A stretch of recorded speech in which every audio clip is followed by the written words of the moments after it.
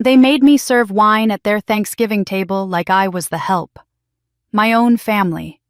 15 years ago, they threw me out with nothing but $200 and a garbage bag of clothes. My father said I was worthless. My mother looked away. My sister watched in silence. So I came back wearing thrift store clothes and driving a rental car. I let them think I was still that broken girl, still struggling, still beneath them. They seated me on a folding chair in the corner, gave me a plastic cup while they drank from crystal. And when my sister, draped in diamonds, engaged to a billionaire CEO, snapped her fingers and told me to pour wine for her guests, I smiled and obeyed. I moved around that table, filling glasses invisible to everyone except the hired staff who looked at me with pity they shouldn't have wasted. Until I reached him. Lucas Grant, my sister's fiancé, the man whose company I'd been secretly negotiating with for months. He looked at me as I poured his wine, and I saw the exact moment recognition hit. His face went white. His hands started shaking. The wine glass slipped from his grip and shattered on the marble floor. The room fell silent. He stared at me like he'd seen a ghost and whispered loud enough for everyone to hear, "President Turner." My father's face drained of color. My sister's mouth fell open. Because they were about to learn something I'd been hiding for 15 years. The failure daughter they threw away, she became the billionaire who now controls their entire future. And tonight, they're finally going to pay for every moment they made me feel worthless. This is the story of how I became richer than all of them combined and how I made them beg. Stay until the end. You won't believe what I did next. My name is Elise Turner. I'm 37 years old, CEO of a $3.2 billion renewable energy company, and I haven't spoken to my family in 15 years. That's about to change. The afternoon sun slants through the floor-to-ceiling windows of my corner office on the 42nd floor, casting long shadows across the polished mahogany desk where I've spent the better part of this Tuesday reviewing quarterly projections. Solara Dynamics just closed another record quarter. Our solar technology is now installed in over 5,000 schools across 30 states. The Wall Street Journal called me a disruptive force in renewable energy. Forbes estimated my personal net worth at $1.7 billion. None of it fills the silence in this room. I glance at my desk, spotless, organized, utterly impersonal. There are no family photos in silver frames, no vacation snapshots pinned to a corkboard, no coffee mug with a sentimental message. Just reports a laptop and a small, succulent plant my assistant Jennifer bought because she said the office needed life. The plant is thriving. I water it every Monday. It's the only living thing that depends on me. My phone hasn't rung all day except for business calls. My calendar shows back-to-back meetings through Friday, then a blank weekend. Another blank weekend. I've perfected the art of filling time without filling my life. Work is easy. Work has rules, metrics, outcomes I can control. Everything else is complicated. Jennifer knocks and enters, carrying the afternoon mail. "Just correspondence and a few personal items," she says, setting the stack on my desk. She's worked for me for 6 years and has never once asked why I have no emergency contacts besides my lawyer. I appreciate that about her. "Thank you, Jennifer. That'll be all for today." She nods and leaves, pulling the door closed with a soft click. I sort through the mail, mechanically investor updates conference invitations, a handwritten note from a scholarship recipient thanking the Hale Turner Foundation for changing her life. That one I set aside to read more carefully later. Then my hand freezes on a cream-colored envelope, expensive cardstock. My name written in handwriting I haven't seen in 15 years, but would recognize anywhere. My mother's perfect, practiced cursive. Elise Turner. Not Elise Hale, the professional name I use. They still think of me by my maiden name as if the last 15 years never happened. I should throw it away. I should absolutely throw it away. Instead, I open it. The invitation is formal, engraved, the kind of thing you'd order from a high-end stationer. "You are cordially invited to Thanksgiving dinner at the Turner estate." The date is 3 weeks away, but here's the detail that makes my jaw clench. The invitation isn't from my parents. It's from the office of Lucas Grant on behalf of Emily Turner and Lucas Grant. My sister's fiancé's secretary sent this. Not my mother, not my father, not even Emily herself. A secretary. Even their invitation is an insult. I stare at the card, and 15 years collapse into this moment. I'm 22 again, standing in our family dining room with an acceptance letter from MIT clutched in my shaking hands. I'm hearing my father's voice thunder through the house. No daughter of mine is going to embarrass this family by pretending to be some kind of intellectual. Women don't need graduate degrees. They need to be pleasant, attractive, and useful. I can still feel the sting of the slap when I said I was going anyway. I can still see my mother's face, not shocked, not defending me, just carefully blank, as if she'd already erased me from the family portrait. And Emily. Beautiful. Emily standing in the doorway with an expression I've spent 15 years trying to decode. Was it sympathy, satisfaction, relief that she'd remain the favored daughter? My father threw $200 bills at my feet. Take it. That's all you're worth to this family. Leave tonight. Don't come back. I took the money. I packed a garbage bag with clothes. I walked out the door at 11 p.m. and I never looked back. Except now, I'm looking at a photograph tucked inside the invitation the Turner estate renovated and expanded, looking like something out of Architectural Digest. They've clearly spent money. A lot of money. I wonder where it came from since my father's business was struggling when I left. I pull up my laptop and type, Lucas Grant Hale Tech Energy. The results make my blood run cold. Lucas Grant, 37, CEO of Hale Tech Energy. The company was originally founded by Robert Hale 40 years ago. Robert Hale, the man who found me sleeping in an MIT laboratory at 2 a.m. during my second year working the night shift cleaning labs to pay for food. The man who looked at my notes, sat down and taught me concepts that weren't in any textbook. The man who became the father. I never had, not through grand gestures, but through showing up week after week teaching me that brilliance matters more than birthright.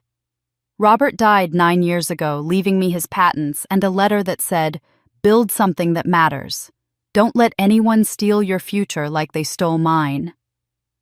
I built Solara Dynamics from those patents. I named it partially in his honor, Solara, a blend of solar and hail. Everything I am, everything I've built, traces back to the man who saw worth in me when my own family saw only disappointment. And now my sister is marrying the CEO of Robert's company, the company that bears his name. I click through engagement photos. Lucas Grant is tall, dark-haired with touches of gray at the temples, handsome in an understated way. His eyes hold something I recognize, old pain carefully controlled. There's a photo of him and Emily at some charity gala. She's radiant in a designer gown, diamonds at her throat. He's smiling, but it doesn't reach his eyes. Something about him nags at my memory. Have we met? The feeling is persistent but vague, like trying to remember a dream. I sit back in my chair, watching the sun sink toward the Manhattan skyline, and make a decision that I know is probably unwise, but feels absolutely necessary. I'm going to that Thanksgiving dinner, but I'm not going as Elise Hale, billionaire CEO. I'm going as Elise Turner, the daughter they discarded. I'm going to let them see what they expect to see, a woman who struggled, who never amounted to much, who's still looking for their approval after all these years. I'll wear clothes from Target instead of my usual designers. I'll drive a rental car instead of my Tesla. I'll let them condescend, let them pity me, let them reveal exactly who they still are. And then when the moment is right, they'll learn what their failure daughter actually built while they were vacationing in Europe and expanding their estate with money I'm suddenly very curious about. I pick up my phone and text Jennifer, "Clear my calendar for Thanksgiving week. I'm taking a personal trip." She responds immediately, "You're taking time off, are you feeling okay?" I smile at my phone. I'm feeling like it's time to go home. Maybe it's time they meet the failure they left behind and learn what failure built. The rental car feels wrong. I'm used to the quiet electric hum of my Tesla, the butter-soft leather seats, the dashboard that looks like something from a spaceship. This Honda Civic smells like artificial pine and has cloth seats with a stain on the passenger side that I'm trying not to think about. But that's the point, isn't it, Elise? Turner, the struggling daughter, wouldn't drive anything better than this. I merged onto Route 7 3 hours ago, and with every mile north into Connecticut, the knot in my stomach tightens.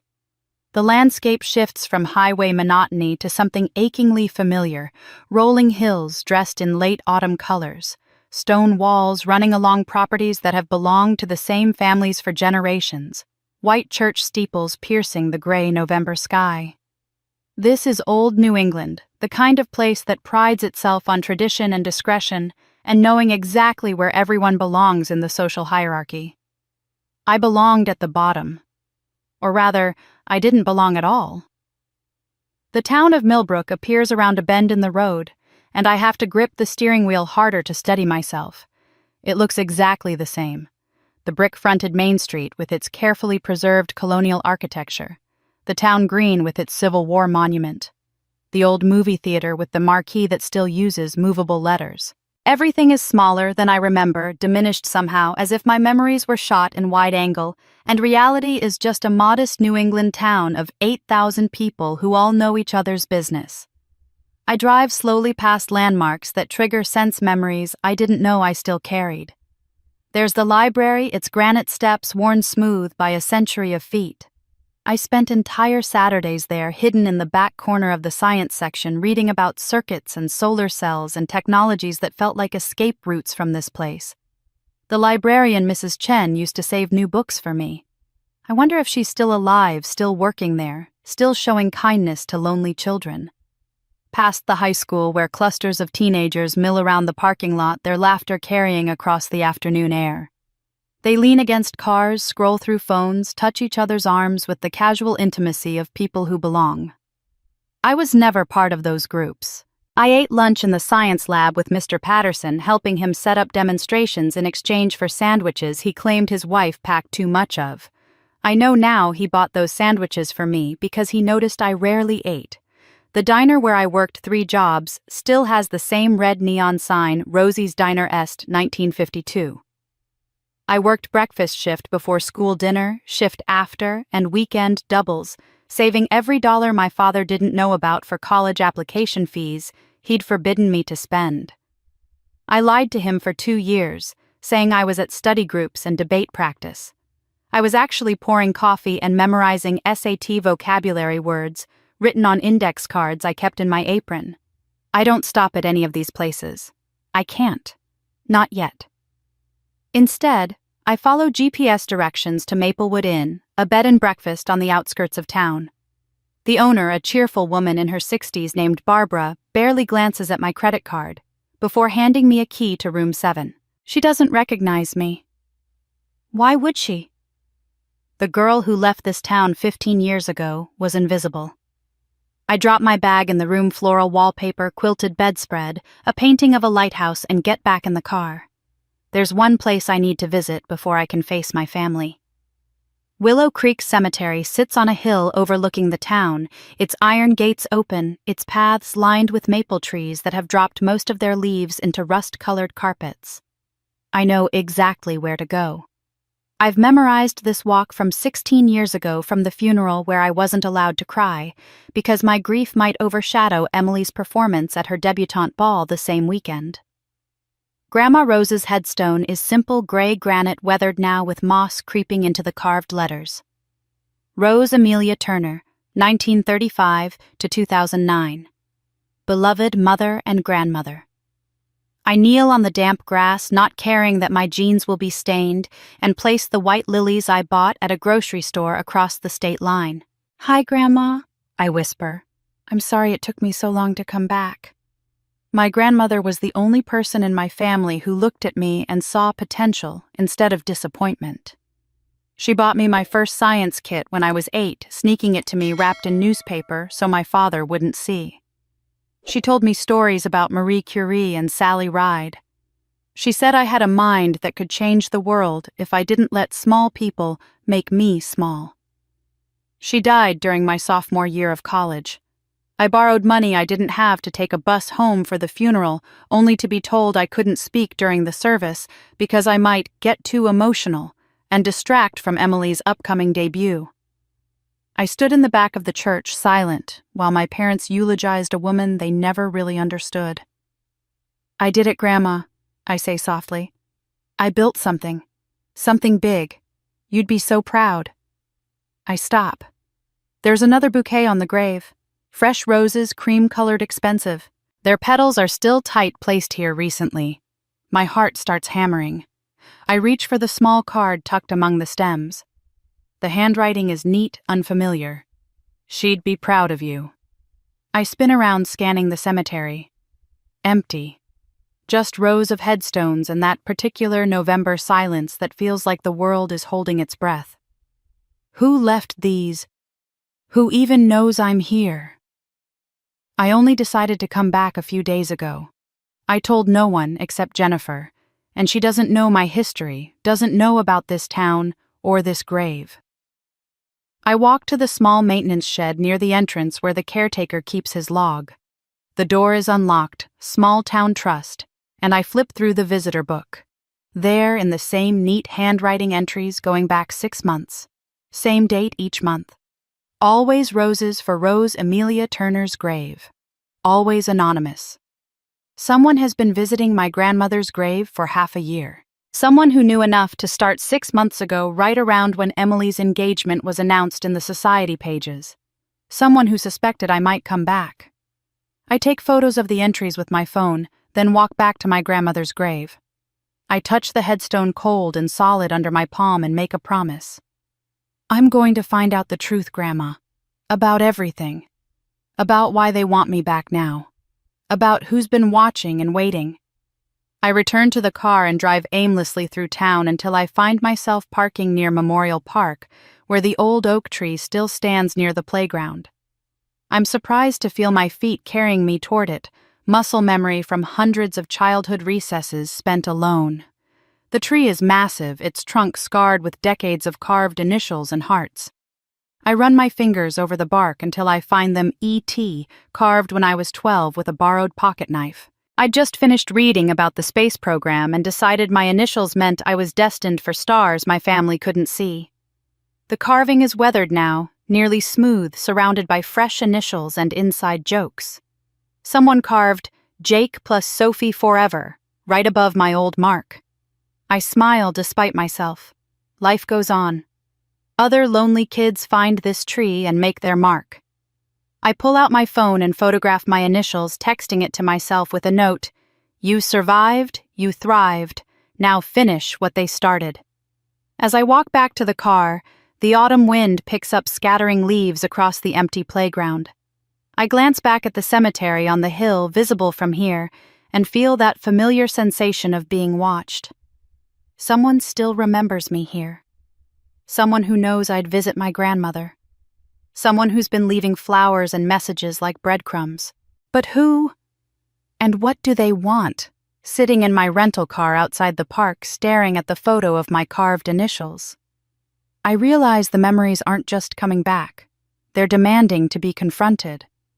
I've spent 15 years building walls against these feelings, brick by brick, of achievement and distance. But being back in this town is like water seeping through cracks I thought I'd sealed. The past insists on being remembered.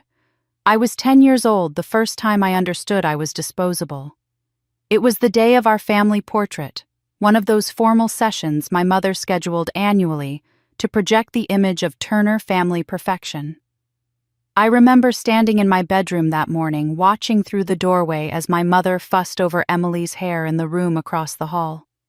Emily was 8, already beautiful in that porcelain doll way that made strangers stop my mother on the street to compliment her jeans. My mother was curling each strand of Emily's hair individually, testing different ribbons against her custom-made dress, a confection of pink silk and lace that had been ordered from a boutique in Manhattan. I looked down at my own outfit. The blue dress I'd worn to 3 previous portraits, let down at the hem, twice slightly faded from washing. My mother appeared in my doorway just long enough to say, "That's fine. Just brush your hair and let's go." At the photography studio, the photographer arranged us for what felt like hours. Emily in the center, radiant in her designer gown, our parents flanking her like proud sentinels. And me. The photographer kept adjusting my position. "A little to the left, sweetheart. Now back just a touch. Can you step back a bit more?" Each direction moved me further from the center, further from the light, until I was barely in the frame at all. A blur in the corner while Emily glowed in perfect focus. That portrait still hangs in their entrance hall. I've seen it in photos Emily posts on social media. Every time I look at it, I see the visual representation of my entire childhood. Emily centered, beloved, invested in. Me, barely visible, an afterthought in my own family. The inequality wasn't subtle. Emily had piano lessons twice a week with the instructor from Juilliard who drove an hour each way. She had ballet tennis etiquette classes, a wardrobe budget that my mother tracked in a leather-bound ledger. I got library cards and Emily's hand-me-downs altered to fit my different frame. When I turned 11, I asked for a science kit for my birthday. One of those beginner electronics sets that taught you to build simple circuits. It cost $47. I'd seen it at the educational supply store and dreamed about it for months. My mother looked at me like I'd asked for something obscene. Why would we waste money on things that won't matter? Men don't marry women for being smart, Elise. They marry them for being pleasant and attractive. That's what you should focus on. But I wasn't pleasant or attractive, not by their standards. I was bookish and awkward and too intense about things that didn't involve hair ribbons or party dresses. So I became invisible by design, and that line from my mother became the rebellion I carried silently. I would prove that intelligence could build empires. I would show them that what they dismissed as worthless was actually priceless. The science kit I wanted, I eventually bought it myself with money from my first job at 14, delivering newspapers before school. By then, I'd already taught myself basic electronics from library books. But before that, when I was 14 and Emily was 12, something happened that crystallized exactly where I stood in the family hierarchy. Emily had started testing boundaries that year, sneaking out to parties with older kids, drinking, staying out past curfew. Our parents responded with gentle disappointment and increased allowances, as if money could substitute for discipline.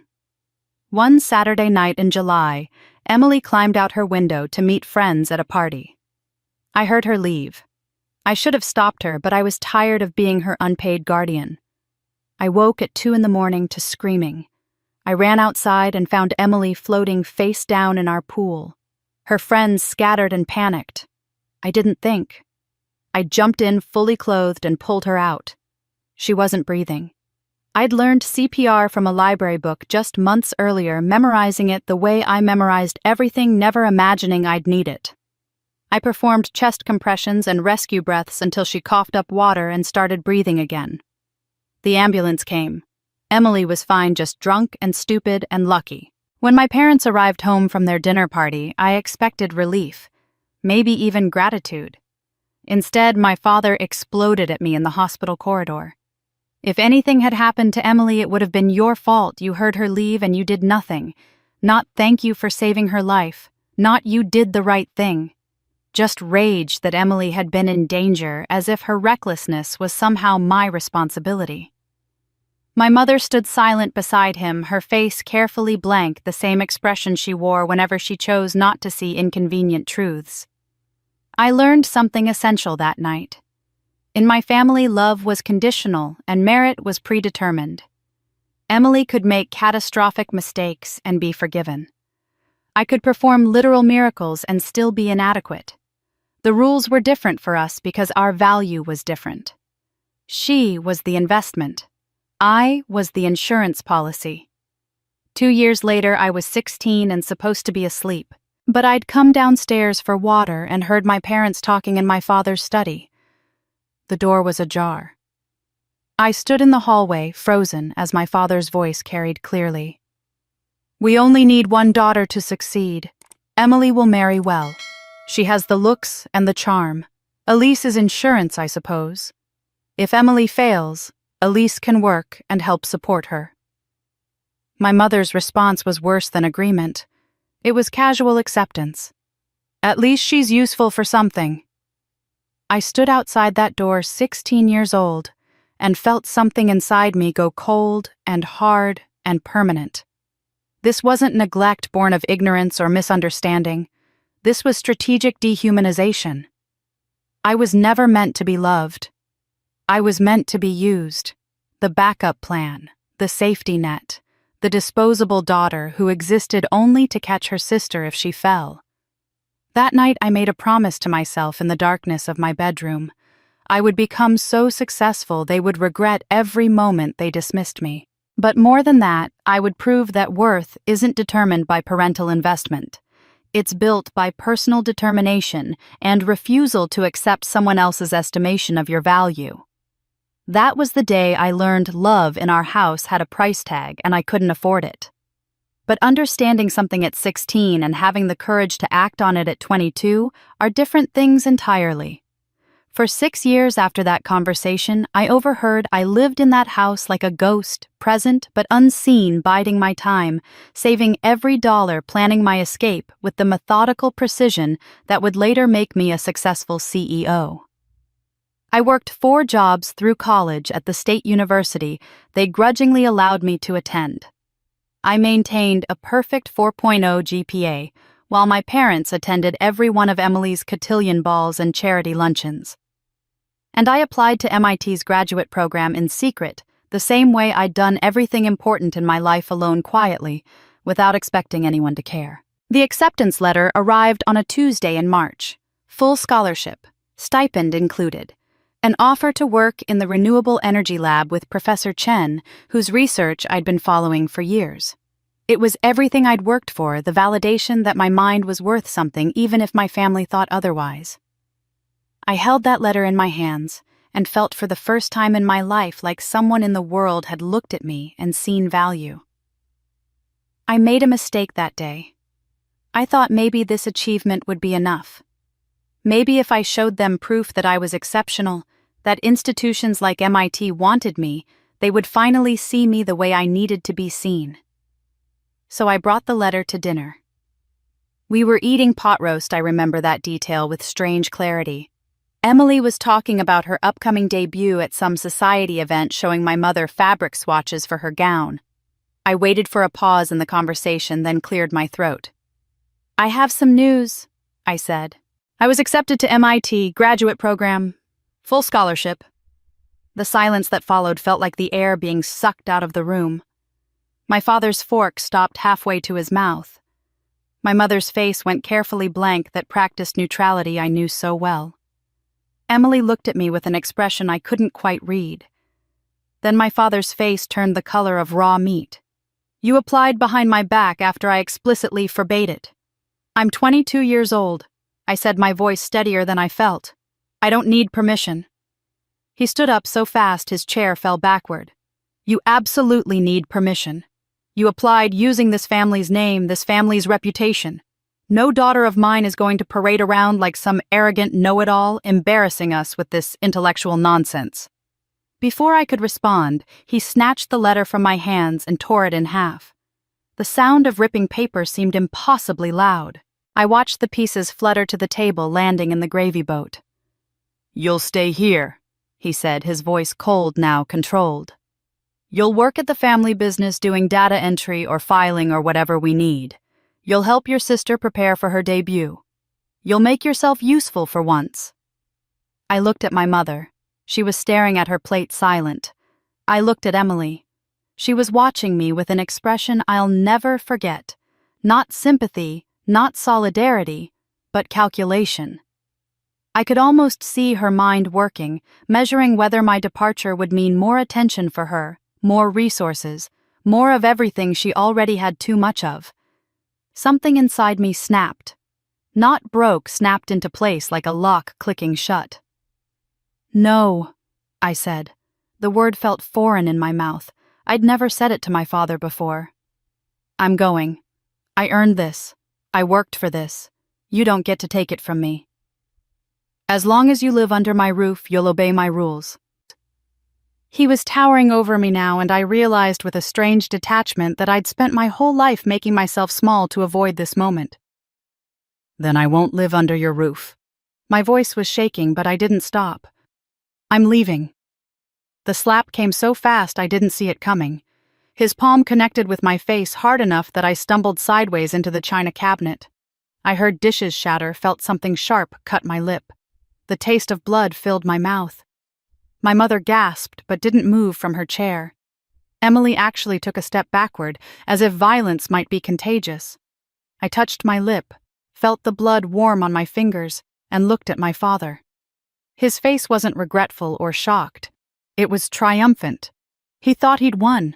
He thought violence had settled the argument the way it always settled things in his world, through domination, through making someone else smaller. But I wasn't smaller. I was clearer. He pulled out his wallet, withdrew $200 bills, and threw them at my feet. "Take it. That's all you're worth to this family. Leave tonight. Don't come back. You are no longer my daughter." The words should have destroyed me. Instead, they freed me. I bent down, picked up the money, folded it carefully, and put it in my pocket. I wiped the blood from my mouth with my napkin, set it on the table, and said the last words I would speak in that house for 15 years. "Someday, you'll regret this." I walked upstairs to my room. My hands were shaking now, adrenaline catching up to shock. I pulled a garbage bag from under my sink and started packing. Clothes, toiletries, my laptop, the few books I owned that weren't from the library, and my grandmother's rosary, the only family heirloom I cared about, the only thing in this house that represented love without conditions. It was 11 o'clock when I walked down the stairs for the last time. The house was quiet. No one came to stop me. No one said goodbye. As I reached for the front door handle, I heard Emily's voice from upstairs, clear and casual. "Mom, can I have Elisa's bedroom? It has better lighting for my Instagram photos." That hurt worse than the slap. The casualness of it. The speed with which I was being erased, my room already being redistributed before I'd even left the property. I wasn't a person to them. I was a resource to be reallocated. I walked 3 miles to the bus station, garbage bag over my shoulder like some pathetic parody of a runaway. I sat on a cold metal bench and waited for the 2:47 a.m. bus to Boston. The station was empty except for a janitor mopping the floor. The fluorescent lights buzzed. My lip had stopped bleeding, but my face ached. I pulled out my phone and opened a new note. Things I will build without them. Number 1, a life they'll never understand. Number 2, success they can't claim. Number 3, proof that love isn't required for greatness. I didn't cry. I'd cried enough for that family. When the bus finally came, I climbed on, found a seat in the back, and watched my hometown disappear into the darkness. When I closed that door, I thought I was leaving pain behind, but pain followed, transformed, and became my fuel. The bus deposited me in Boston at dawn, and I stepped into my new life with $200, a garbage bag of belongings, and a split lip that had swollen overnight. The first year was survival in its rawest form. I found a room advertised on a campus bulletin board, couch and living room, $300 month, in an apartment shared with 4 other students. My bed was a sagging sofa that smelled like old pizza. My closet was a cardboard box tucked behind it. I showered at the campus gym because the apartment bathroom was always occupied and often disgusting. I worked 3 jobs because 1 wasn't enough and 2 barely covered rent. Morning shift at Mike's Diner, washing dishes from 6 to 9 a.m., my hands raw from industrial soap and scalding water. Afternoon shift at the university library, shelving books, and helping undergraduates find sources for papers on topics I could have written myself. Night shift cleaning laboratories at MIT, mopping floors and emptying trash bins while the brilliant minds who actually belonged there slept in their comfortable beds. I attended classes in between, exhausted to the point where I sometimes fell asleep standing up on the subway. I survived on coffee that tasted like battery acid and whatever food I could scavenge, day-old bagels from the diner vending machine, crackers, ramen noodles I cooked with hot water from the library's coffee maker. My classmates talked about spring break in Cancun while I calculated whether I could afford both dinner and laundry that week. The answer was usually no. I never told anyone my story. Pride wouldn't let me. I showed up to seminars with circles under my eyes and participated like I belonged, like I wasn't counting coins to afford the photocopy machine, like my stomach wasn't eating itself from hunger. I studied harder than everyone because I had to. Their safety nets were trust funds and family connections. Mine was the memory of my father saying I was worth $200. I was going to prove every dollar of that insult catastrophically wrong. For the first year, I wrote letters to my mother. One per month, carefully composed during slow shifts at the library. I told her about my classes, my research, the small victories like acing an exam or understanding a complex theorem. I told her I missed her. I told her I was scared sometimes, but managing. I told her things I hoped might make her proud, might make her respond, might crack open whatever had sealed her heart shut. None were ever answered. After 12 months of silence, I stopped writing. My second year began the same way the first ended, exhausted, hungry, alone. I was cleaning the engineering laboratory at 2 a.m, mopping between rows of workbenches, when I noticed someone had left papers scattered across a desk. I should have just cleaned around them, but one page caught my eye. Solar panel efficiency calculations. Advanced work. I set down my mop and leaned closer, studying the equations. There was an error in the thermal coefficient assumption. Small, but significant. I was so absorbed I didn't hear him approach. A voice behind me said, "Late study session or early start?" I spun around, mortified, expecting to be fired. Instead, I found a man in his 60s with kind eyes and silver hair wearing a cardigan that looked older than I was. He was holding a cup of coffee and looking at me with curiosity rather than anger. "I work here," I stammered. "I'm sorry, I was just reading my calculations." He smiled. "What do you think?" I should have lied, should have said they looked fine. Instead, I told him the truth about the thermal coefficient. He set down his coffee, pulled up a chair, and for the next hour, he taught me concepts that weren't in any textbook I'd encountered. His name was Robert Hale, and he'd come back to MIT to work on a personal project after retiring from industry. That night became a routine. Robert worked late. I cleaned and learned. He never asked why I was studying during my janitorial shift, never commented on my obvious poverty, never made me feel like charity. He just showed up night after night and taught me not just technology, but how to think like an innovator. He taught me that working harder wasn't enough. You had to think differently. See problems from angles no one else considered. Slowly, over months of late-night conversations, he shared his story. He'd founded an energy company decades ago with a business partner, pioneered early solar technology, built something meaningful. Then his partner betrayed him, manufactured a financial crisis, and forced the company into bankruptcy. Robert lost everything: his business, his reputation, his marriage. His son, estranged and angry, blamed him for the family's collapse. "Failure isn't falling," Robert told me one night, his eyes distant with memory. "Failure is refusing to get up. I fell. Then I got up. That's the only difference between people who make it and people who don't." He became the father I should have had. Not through money or grand gestures, but through presence. Through showing up. Through believing I was worth teaching. 3 years into our friendship, Robert called me to meet him outside of our usual lab. Something in his voice made my stomach drop. We met at a coffee shop and he told me he'd been diagnosed with pancreatic cancer.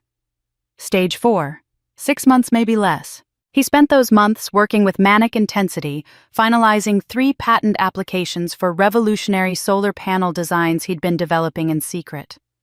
I helped however I could, learning the technology, yes, but also the business strategy, the intellectual property law, the market positioning. He was teaching me everything, and we both knew why. A month before he died, I visited him in the hospital.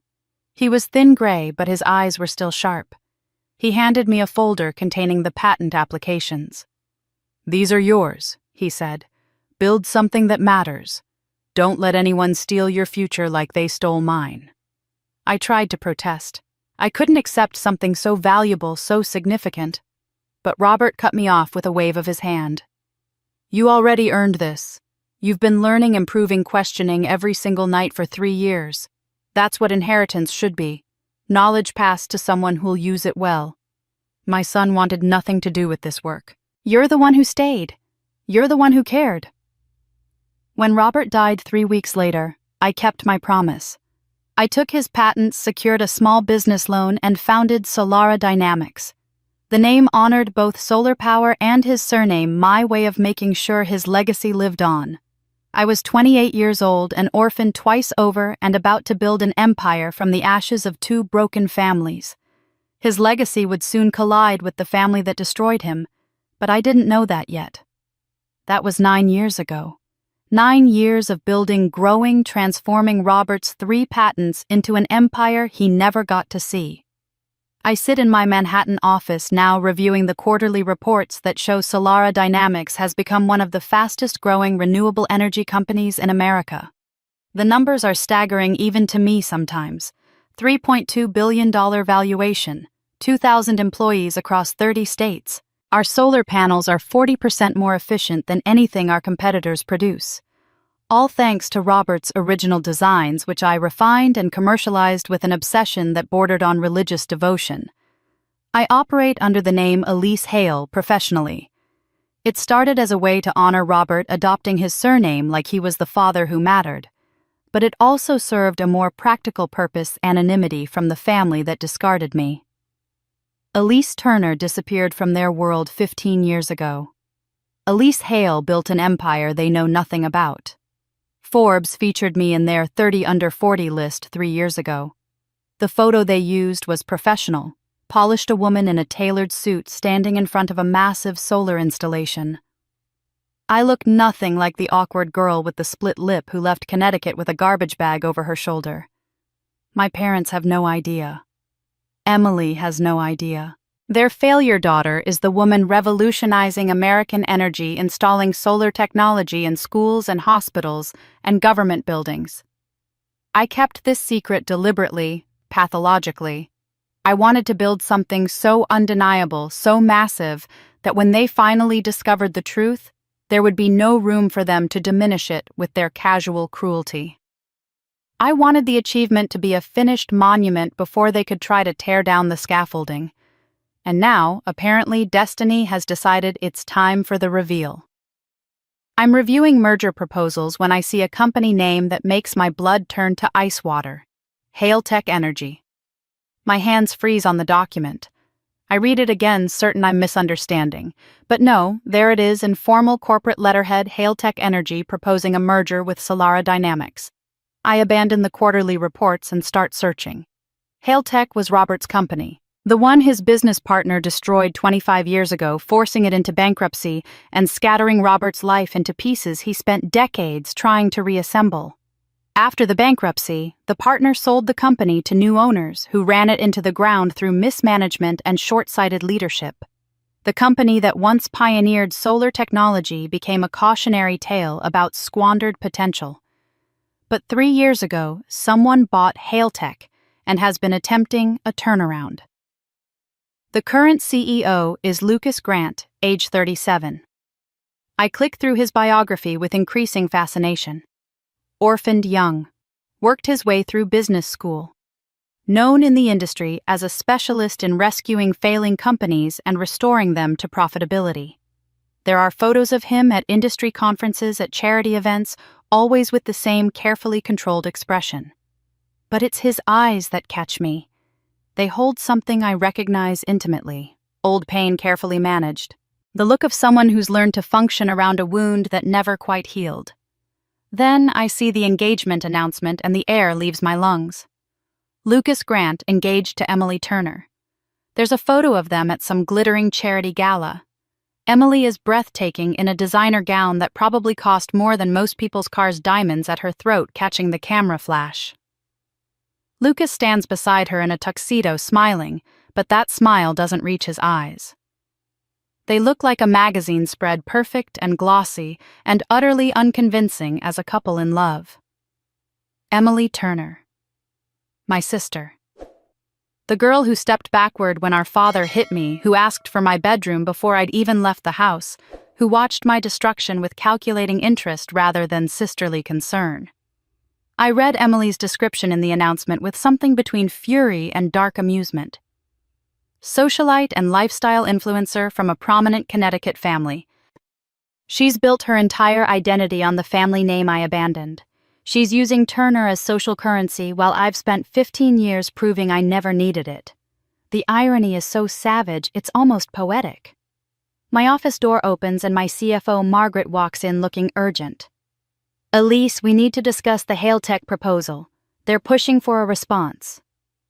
Tell me about it. I say, my voice steadier than I feel. Margaret sits down, pulling up documents on her tablet. Hailtech Energy has formally proposed a merger. They bring an established distribution network across 40 states, existing contracts with major utilities, and brand recognition. We bring superior technology and better margins. Combined, we'd create a renewable energy giant that could dominate the market.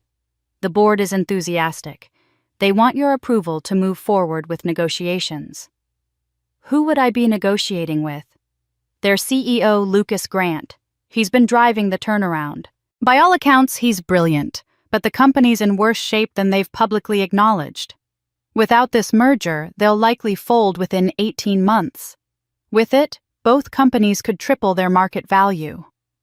I look at the Thanksgiving invitation still sitting on my desk, the cream-colored envelope that started all of this. Understanding crashes over me like a wave. They don't know I'm Elise Hale. They have no idea their rejected daughter runs Solara Dynamics.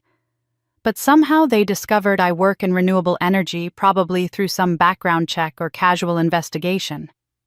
They're trying to reconnect now after 15 years of silence because they think I might have some minor professional connection that could help Emily's struggling CEO fiancé. They still see me as useful rather than valuable, as a means to an end rather than a person with her own power. The insult would be crushing if it weren't so predictable, so perfectly consistent with everything they've ever believed about my worth. I control the fate of the company that destroyed my mentor. The man begging for this merger is engaged to my sister. And my family has invited me to Thanksgiving dinner, probably hoping I can put in a good word with someone at Solara, never imagining I am Solara. Margaret is watching me expectantly. So, should we move forward with preliminary discussions? I smile slowly. Yes, schedule the negotiations. I'll handle them personally. Destiny doesn't knock, it sends a merger proposal and a wedding invitation, then sits back to watch the collision. For 3 days, I do nothing but think. I sit in my office staring at 2 documents side by side on my desk, the Thanksgiving invitation and the Hailtech merger proposal. 2 pieces of paper that have pulled past and present into catastrophic alignment. I could handle them separately professionally. Decline the invitation. Proceed with the merger through appropriate corporate channels. Keep my personal history sealed away where it's been safely buried for 15 years. That would be the mature choice, the healthy choice. But I can't do it. There's a part of me that still carries the sting of my father's hand across my face, still hears the casual cruelty in Emily's voice asking for my bedroom, still feels the weight of being worth exactly $200 in my family's estimation. That part of me doesn't want professional distance. It wants confrontation. Not violence, not cruelty, but something perhaps more powerful: truth. I want them to see what they discarded like garbage. I want them to understand viscerally and undeniably that their judgment was catastrophically wrong. My therapist, Dr. Sarah Kim, whom I've been seeing weekly for the past 4 years because successful people are emotionally intelligent enough to process their trauma, asks me the question I've been avoiding. Is this about proving your worth to them or proving it to yourself? I sit in her office with its calming gray walls and abstract art, turning the question over like a puzzle piece that doesn't quite fit anywhere. Neither, I finally say. I already know my worth. The market has assigned it a very specific number with 9 zeros. I don't need their validation and haven't for a very long time. Then what is this about accountability? The word feels right as soon as I say it. They don't get to simply move on and pretend I never existed. They don't get to reach out after 15 years of silence because now I might be useful to them. They don't get to leverage whatever success they think I might have without acknowledging the daughter they destroyed to get here. Dr. Kim nods slowly. And if they haven't changed, if they're still the same people who valued one daughter over the other, then I'll know, and I'll have closure. Either way, this ends. The decision clarifies over the following days into something resembling a plan. I'll go to Thanksgiving, but not as Elise Hale, CEO and billionaire. I'll go as Elise Turner, the daughter they remember struggling, apologetic, still looking for scraps of their approval. It's not quite a disguise in the theatrical sense. It's more like a controlled experiment in human nature. I rent a Honda Civic from an airport location, the kind of car with cloth seats and a manual transmission that costs $39 a day. I pack clothes I haven't worn in years, things I kept in the back of my closet for reasons I couldn't articulate, a faded cardigan jeans from Target, a simple dress that costs less than what I now spend on coffee in a week. I remove my Cartier watch and replace it with a $20 Timex. I take off the subtle but expensive jewelry and leave my face bare of the expensive skincare that keeps me looking younger than 37. I research a plausible cover story. Customer service representative at a small tech company in Boston. Salary around $45,000 a year. Studio apartment in a less fashionable neighborhood. Still paying off student loans. The details matter because I'm not just playing poor, I'm playing someone who never escaped the limitations they predicted for me. Someone who proved them right instead of wrong. The disguise serves a purpose beyond simple deception. If they treat this version of me with genuine warmth, with love that doesn't depend on my bank account or professional status, then perhaps they've evolved. Perhaps people can change and relationships can be repaired. But if they treat poor Elise with the same dismissive contempt they showed 15 years ago, I'll know their values are still hollow. They still measure human worth by wealth and status, and the kind of shallow metrics that make people like them feel superior. Only after I've let them reveal their true nature will I reveal mine. I'll tell them that poor, struggling Elise is actually the CEO of Solara Dynamics. That I'm the woman their future son-in-law has been desperately courting for months. That I hold their financial future in my hands the same way my father once held mine, and I'll let them feel exactly how terrifying that asymmetry of power really is. I call Jennifer and tell her to clear my calendar for the week. You're taking time off. Her voice carries genuine concern. Are you feeling all right? Should I call a doctor? I'm fine. I just need to handle something personal. There's a pause. In 6 years, you've never taken personal time. Not once. Then I'm overdue. I review the Hailtech merger documents one final time, and the numbers are worse than I initially understood. The company is hemorrhaging cash, losing major contracts to competitors with better technology, facing debt payments they can barely service. Lucas Grant has bet everything on this turnaround, leveraged himself personally to keep the company afloat while searching for a solution. Without this merger, Hailtech will collapse within 18 months, taking Lucas's entire fortune and professional reputation with it. Emily's future husband is drowning, and he's holding out hope that Solara Dynamics will throw him a rope. He has no idea the person deciding whether to save him or let him sink is his fiancée's sister, the family failure, the girl worth $200. I pack methodically. Simple clothes, basic toiletries, my laptop. And one item from my CEO life, a flash drive containing the complete merger proposal, due diligence reports, and financial projections, just in case I need to prove who I am when the moment comes. Before I leave my penthouse apartment, I stand in front of the full-length mirror and practice. I let my shoulders slump slightly lower. My gaze make my voice smaller and more uncertain. I'm so grateful you invited me back. The words taste like ashes, but they sound authentic. I've performed confidence for so many years that I've almost forgotten how naturally submission once came to me. The scared 22-year-old is still there just beneath the surface, waiting to be called forward. I look around my apartment one last time, the floor-to-ceiling windows with views of Central Park. The modern art I bought because I genuinely love it. Rather than to impress anyone, the built-in bookshelves filled with engineering texts and novels I actually read. This life I built from nothing. This empire constructed from $200 and a stranger's kindness. Time to go home, I whisper to my reflection. Sometimes to teach a lesson, you must first play the fool, and I've always been a talented actress when survival demanded it. The GPS announces I've arrived at my destination, but I sit in the parked car for another 10 minutes, hands gripping the steering wheel so hard my knuckles turn white.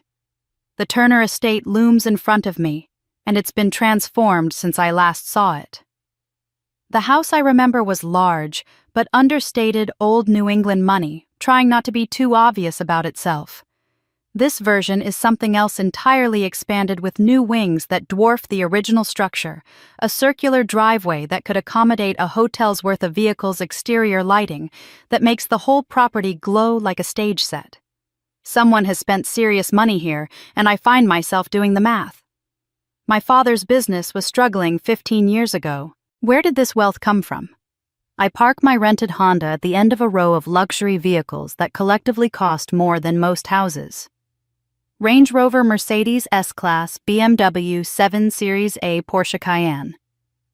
My little sedan looks like it wandered into the wrong neighborhood and is too embarrassed to leave. I check my reflection in the rearview mirror one last time.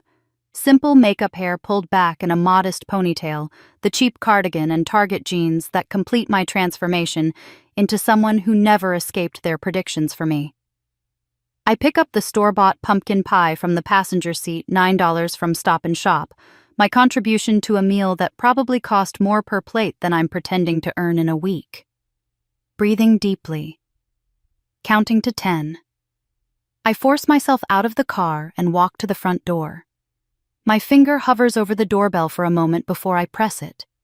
I hear chimes inside, expensive and melodic, and then footsteps approaching. The door opens and there she is. Emily at 35 is stunning in a way that requires significant investment. Her hair is professionally colored and styled. Her skin has that poreless quality that comes from regular facials and expensive products. Her dress is something designer that probably costs more than my fictional monthly rent. She's beautiful, but there's something brittle about it, something that looks like it might crack under pressure. For a moment, we just stare at each other across 15 years of silence. Elise, her voice is bright performative, the same tone she uses in her Instagram videos. You came. We weren't sure you would. She pulls me into a hug that lasts exactly 2 seconds, her body barely touching mine, her perfume overwhelming. When she pulls back, her smile doesn't reach her eyes. She glances past me at my car, and I see her register the Honda with something like satisfaction. Her voice drops to a whisper, intimate and threatening at once. Just try not to embarrass us, okay? Lucas's family is very important. His mother is here and some of his business associates. Please just be normal. Not, I missed you. Not, I'm so glad you're here. Not even, I'm sorry for everything. Just a warning to behave, to not humiliate them by being my authentic self. The message is clear. I'm here on sufferance, and my presence is already a liability they're managing. She leads me through the house, which has been redecorated in that expensive neutral style that says, "We hired a designer." The dining room is set for 12 people, the table gleaming with crystal and china, and enough silverware to require a manual. Formal place cards mark each setting in calligraphy that probably cost $50 per name. Emily begins introductions. My parents are at the center of the table and they look older but not softer. My father's hair has gone completely gray, his face harder. Somehow lines carved deep by whatever years he's lived without me in them. My mother is still beautiful in that preserved way, but she won't meet my eyes. There's Lucas's mother, a woman in her 60s with kind eyes and an elegant silver dress who actually smiles warmly at me. There are business associates whose names I immediately forget, society friends of Emily's, who look at me like I'm a curiosity from a different social stratum. And then Emily gestures vaguely to the far end of the table. Oh, we didn't have time to make you a place card. Just sit there.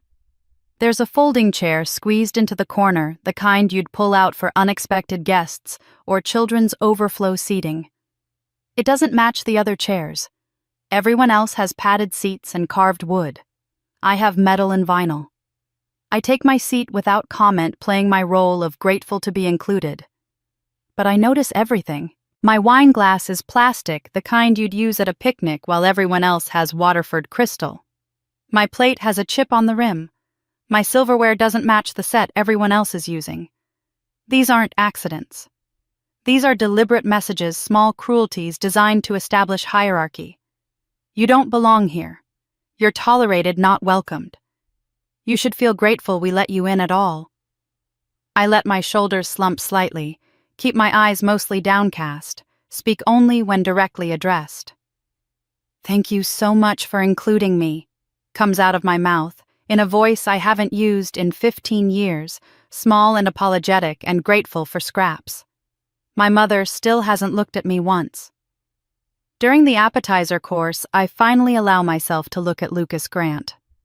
He's seated at the head of the table next to Emily, and he's exactly as handsome as his photos suggested. But there's something in his eyes that the photographs didn't capture. Intelligence, yes, but also exhaustion and a kind of sadness that looks bone-deep and permanent. When our eyes meet across the table, something strange happens. His expression shifts. His brow furrows. He stares at me with an intensity that makes my pulse quicken. Emily notices immediately, her hand moving to his arm with possessive casualness. "Darling, that's my sister Elise I told you about. The one who went her own way." The phrase is loaded with subtext. The one who failed. The one who rejected family values. The one who's still struggling while we thrived. Lucas nods slowly, but doesn't stop looking at me. "Have we met before?" My heart stops. Does he know? Has he somehow connected Elise Turner to Elise Hale?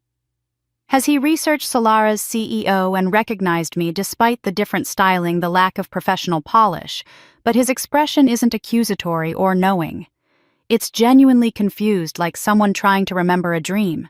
"I don't think so," I say quietly, carefully. "I've been away a long time." "Strange," he murmurs. "You seem familiar somehow." Throughout the meal, I feel his eyes on me. Each time I glance up, he's watching me with that same puzzled recognition, like I'm a word on the tip of his tongue that he can't quite speak. It makes me nervous in a way I didn't anticipate. My plan requires me to be invisible until I choose to be seen. But Lucas is seeing something even if he can't identify what. And then, my mother raises her crystal wine glass, and everyone falls silent. She's going to make a toast. Her voice is clear and practiced, the same voice she used at every family gathering, every performance of Turner family perfection. "To family," she says, looking around the table at everyone except me. "The ones who stayed." The toast hangs in the air like poison. To the ones who stayed. Everyone raises their glasses and drinks except me. I lift my plastic cup halfway, then set it down. No one notices. I've already been erased from the family narrative, and this toast just makes it official. The conversation resumes as if I'm not here, as if my mother didn't just publicly declare that only those who remained loyal deserve recognition. My father dominates the discussion, his voice booming with the authority of someone accustomed to being heard. He talks about his business ventures, though the details are suspiciously vague. Expanding into new markets, he says. Strategic partnerships. Unprecedented growth opportunities. The language of someone describing success without providing evidence.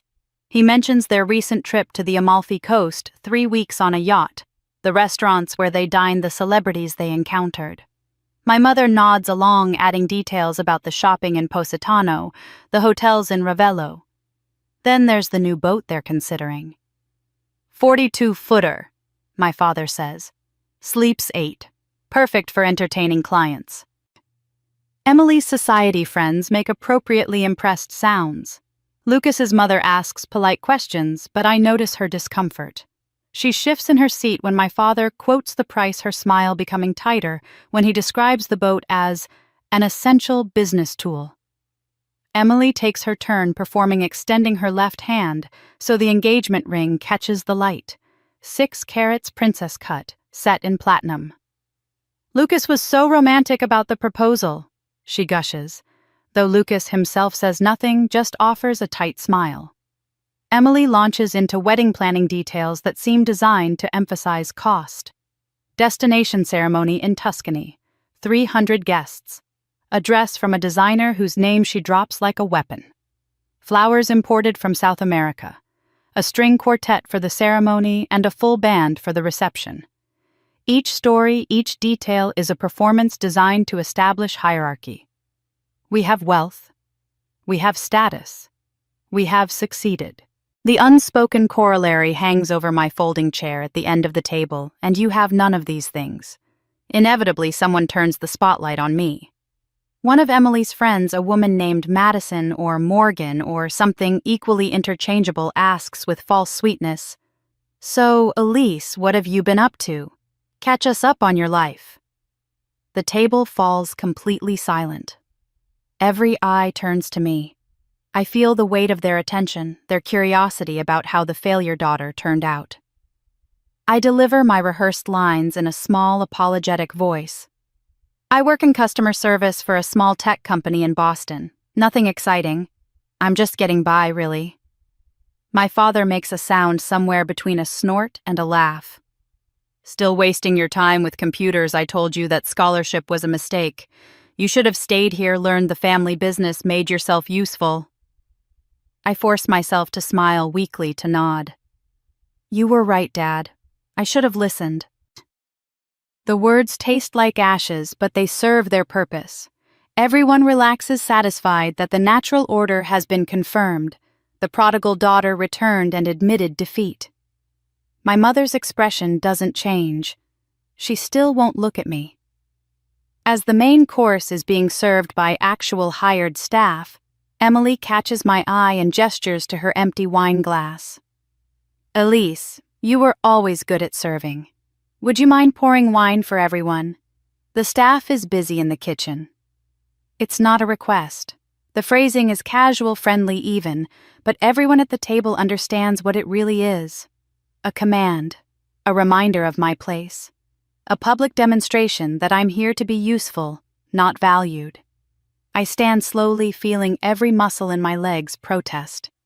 I take the wine bottle from the sideboard and move around the table. I fill my father's glass first. He doesn't acknowledge me. Then my mother's. She stares at her plate. I work my way around the table, pouring Cabernet Sauvignon that probably costs more per bottle than my fictional weekly paycheck. My hands are steady, my face remains neutral. But I notice things. The hired waiters are watching me. An older man in a server's uniform catches my eye and gives the smallest nod, a gesture of solidarity or respect. He recognizes something: dignity under duress, perhaps. Grace under fire. One of the younger servers looks confused, as if trying to understand why a family member is performing staff duties. When I reach Lucas, our eyes meet as I pour. He's studying me with an intensity that makes my pulse quicken. There's something in his expression that wasn't there before. Not pity. Something closer to respect or recognition of a quality he didn't expect to find. As I fill his glass, he says quietly, "Thank you," with a sincerity that cuts through all the performance and pretense in this room. It's the only genuine courtesy anyone has offered me all evening, and it comes from someone who's supposed to be a stranger. I finish pouring and return to my folding chair, setting the bottle down with careful precision. The conversation resumes around me. I'm invisible again, having served my purpose. Then, as dessert is being placed before us, Emily claps her hands together with practiced delight. "Oh, I almost forgot. Lucas and I have decided to accelerate our wedding timeline. We're getting married in 6 months instead of waiting a full year." The table erupts in congratulations. Hands reach across to squeeze Emily's, to pat Lucas's shoulder. My mother tears up prettily. My father beams with satisfaction. Emily's eyes find mine across the table, and her smile sharpens. Of course you're invited, Elise. Though I completely understand if you can't afford the trip to Italy. It's expensive flights and hotels. No pressure at all. We'll understand if you can't make it. The statement is a masterpiece of cruelty. An invitation structured to highlight inadequacy.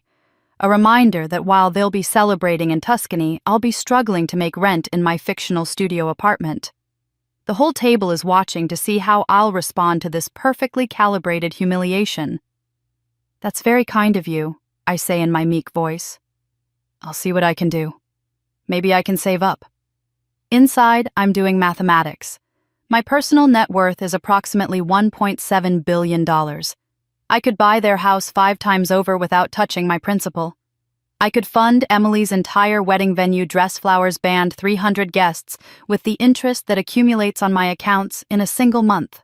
I could buy and sell this entire family's lifestyle without noticing the expense. But I say nothing. I smile weakly and nod, letting them believe their comfortable fiction about my struggles and their superiority. My father adds the final insult, his voice magnanimous. At least you came to support your sister even if you couldn't contribute much to the celebration. That's something, I suppose. Family shows up even when they can't help. Contribute much. I think about the merger proposal sitting unsigned on my desk in Manhattan. The $2 billion deal that would save Hailtech Energy and by extension Lucas's entire future and this family's connection to his wealth and status. I contributed everything they need. I am everything they need. They just don't know it yet. Respect from strangers felt warmer than blood from kin, and soon they'd learn the cost of mistaking kindness for weakness. After dessert, the group migrates to the sitting room like a well-rehearsed theater production moving between acts. I try to slip away, murmuring something about an early drive back to Boston, but Emily's hand closes around my wrist with surprising strength. Don't be rude, Elise. We hardly ever see you. Stay for coffee at least. Her smile is all teeth, no warmth. It's a trap disguised as hospitality, and we both know it. So I follow them into the sitting room with its overstuffed furniture and fireplace that's probably never been used for actual heat. Someone hands me coffee in a cup that doesn't match the others even here, even in the small details. They can't help themselves. I take a seat in the corner, as far from the main conversation as possible, without actually leaving the room. The men cluster near the fireplace discussing business in that vague, chest-puffing way men do when they're performing masculinity for each other. The women arrange themselves on the sofas, dissecting mutual acquaintances with surgical precision. I nurse my coffee and count the minutes until I can reasonably escape. Every second in this house feels like wearing shoes 2 sizes too small. My face hurts from holding the meek expression. My shoulders ache from keeping them rounded and apologetic. Lucas's phone rings and he steps away to take the call, moving toward the French doors that lead to the terrace. Through the glass, I watch him pace, one hand pressed to his ear, the other running through his hair repeatedly. Even from here I can read the stress in his body language, the tight shoulders, the abbreviated movements of someone trying to contain panic. His company is drowning, and he knows it. I know it too from the merger documents I've studied in detail. Without this deal, Hailtech has maybe 18 months before insolvency. When he comes back inside, his face is carefully composed, but there's a muscle jumping in his jaw. Something in that phone call rattled him badly. He sits down next to Emily, who immediately leans into him with practiced affection and pulls out his phone again, probably checking emails, trying to manage whatever crisis just landed in his lap.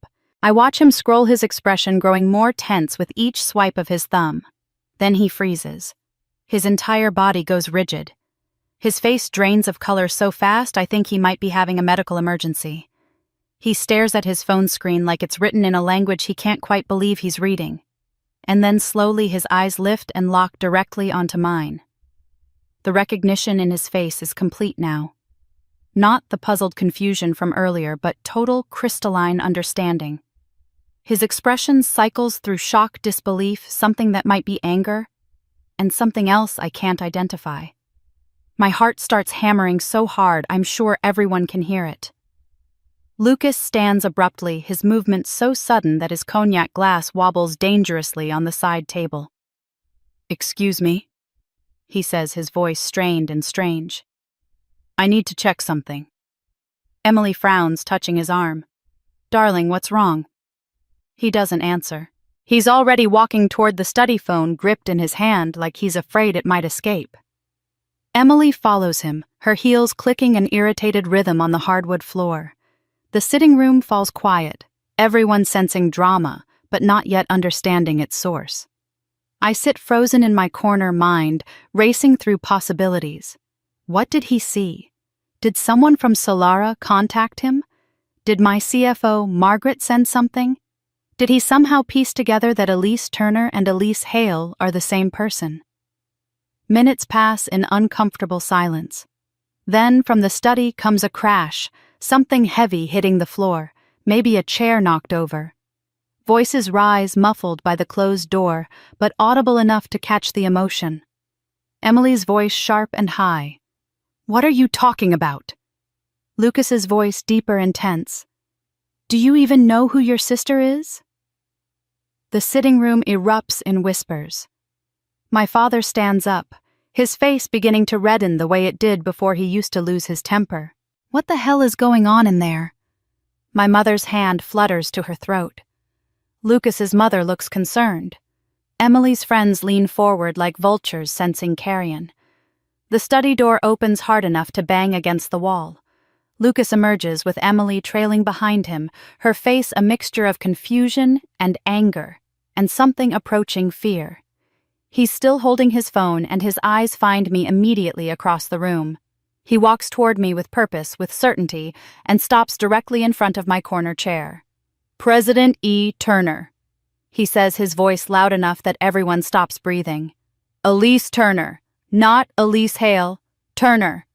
The room erupts in confused murmurs. My mother's brow furrows. My father's face shows the first crack in his certainty, a flicker of something that might be recognition or might be dread. Emily steps forward, her voice sharp. "Lucas, what are you talking about?" "Elise works in customer service." He holds up his phone, turns it so the room can see the screen, even if they can't read the text. "I just received notification that our merger proposal with Solara Dynamics has been approved and signed." He pauses, and his eyes never leave mine. "Signed by President E. Turner, Elise Turner." He looks at me, and I see him putting pieces together in real time. "You're Elise Hale, the CEO we've been negotiating with for 3 months. The woman who holds Hale Tech's future in her hands. You've been sitting here all night letting us think you're—" My father's cognac glass slips from his fingers. I watch it fall in slow motion, the amber liquid arcing through the air, the crystal hitting the carpet with a dull thud before shattering. The sound is shockingly loud in the frozen silence. Lucas's voice drops, but in the complete quiet of the room, every word carries. He looks at me with something I can't quite identify. Not anger, not admiration. Something more complicated than either. "You're not poor at all, are you? You're the one who's been deciding whether to save us." The silence that follows is so complete, I can hear the antique clock ticking in the hallway. Every eye in the room is fixed on me, waiting for confirmation or denial, waiting for this moment to make sense. I stand slowly, deliberately setting my mismatched coffee cup on the side table with careful precision. My hands are steady. My voice when I speak is no longer the meek, apologetic whisper I've been using all evening. "Yes," I say simply. "I'm Elise Hale, CEO of Solara Dynamics." I reach into my purse and pull out my phone, opening the Forbes article I keep bookmarked for moments when I need to remember how far I've come. I set it on the coffee table where everyone can see. The headline reads, "Elise Hale, the Solar Revolutionary."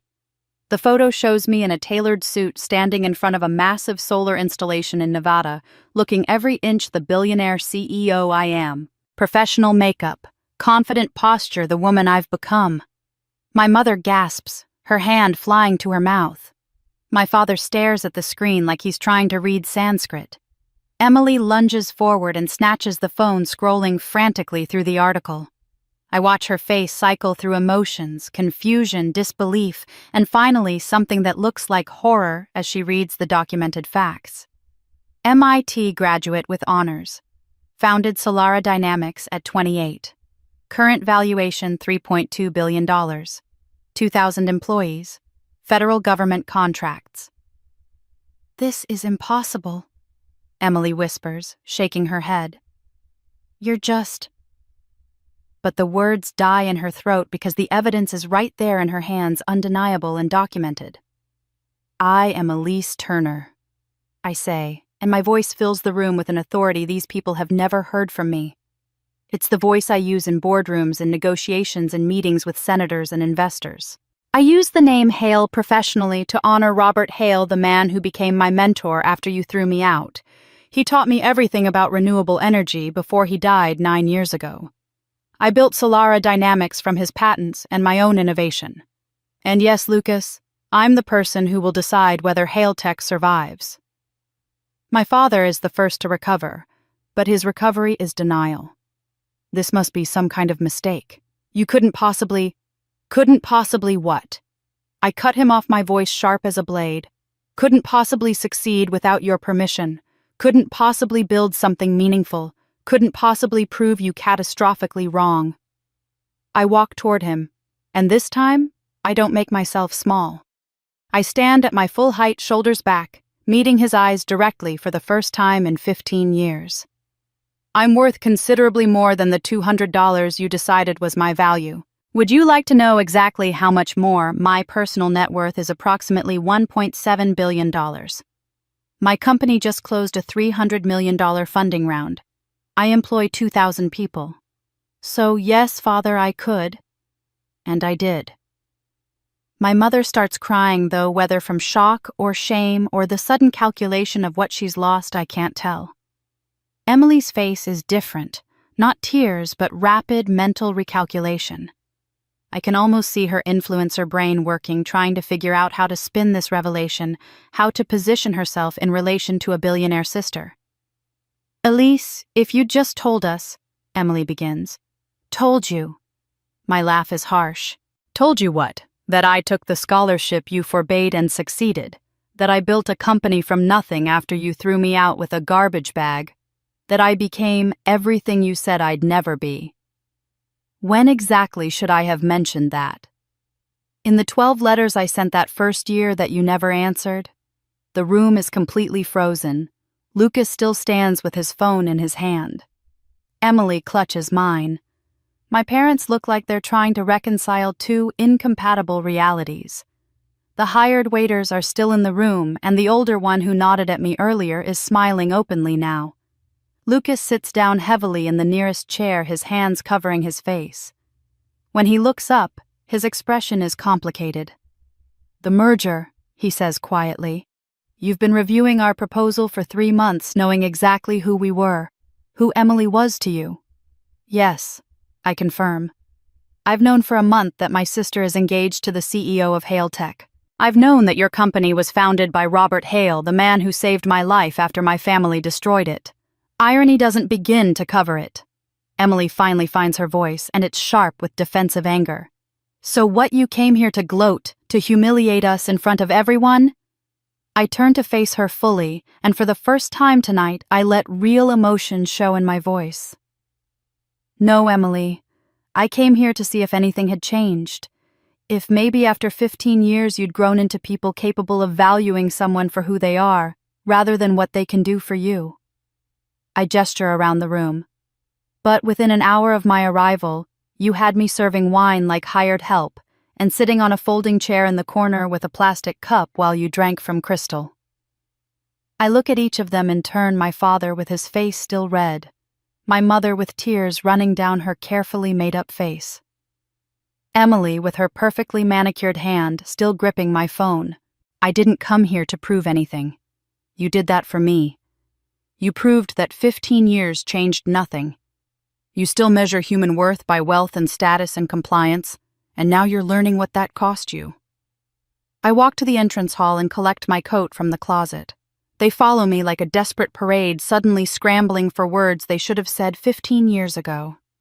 My father opens his mouth, but nothing comes out. Emily grabs my arm. Elise, wait. We can talk about this. I gently but firmly remove her hand from my sleeve. We just did.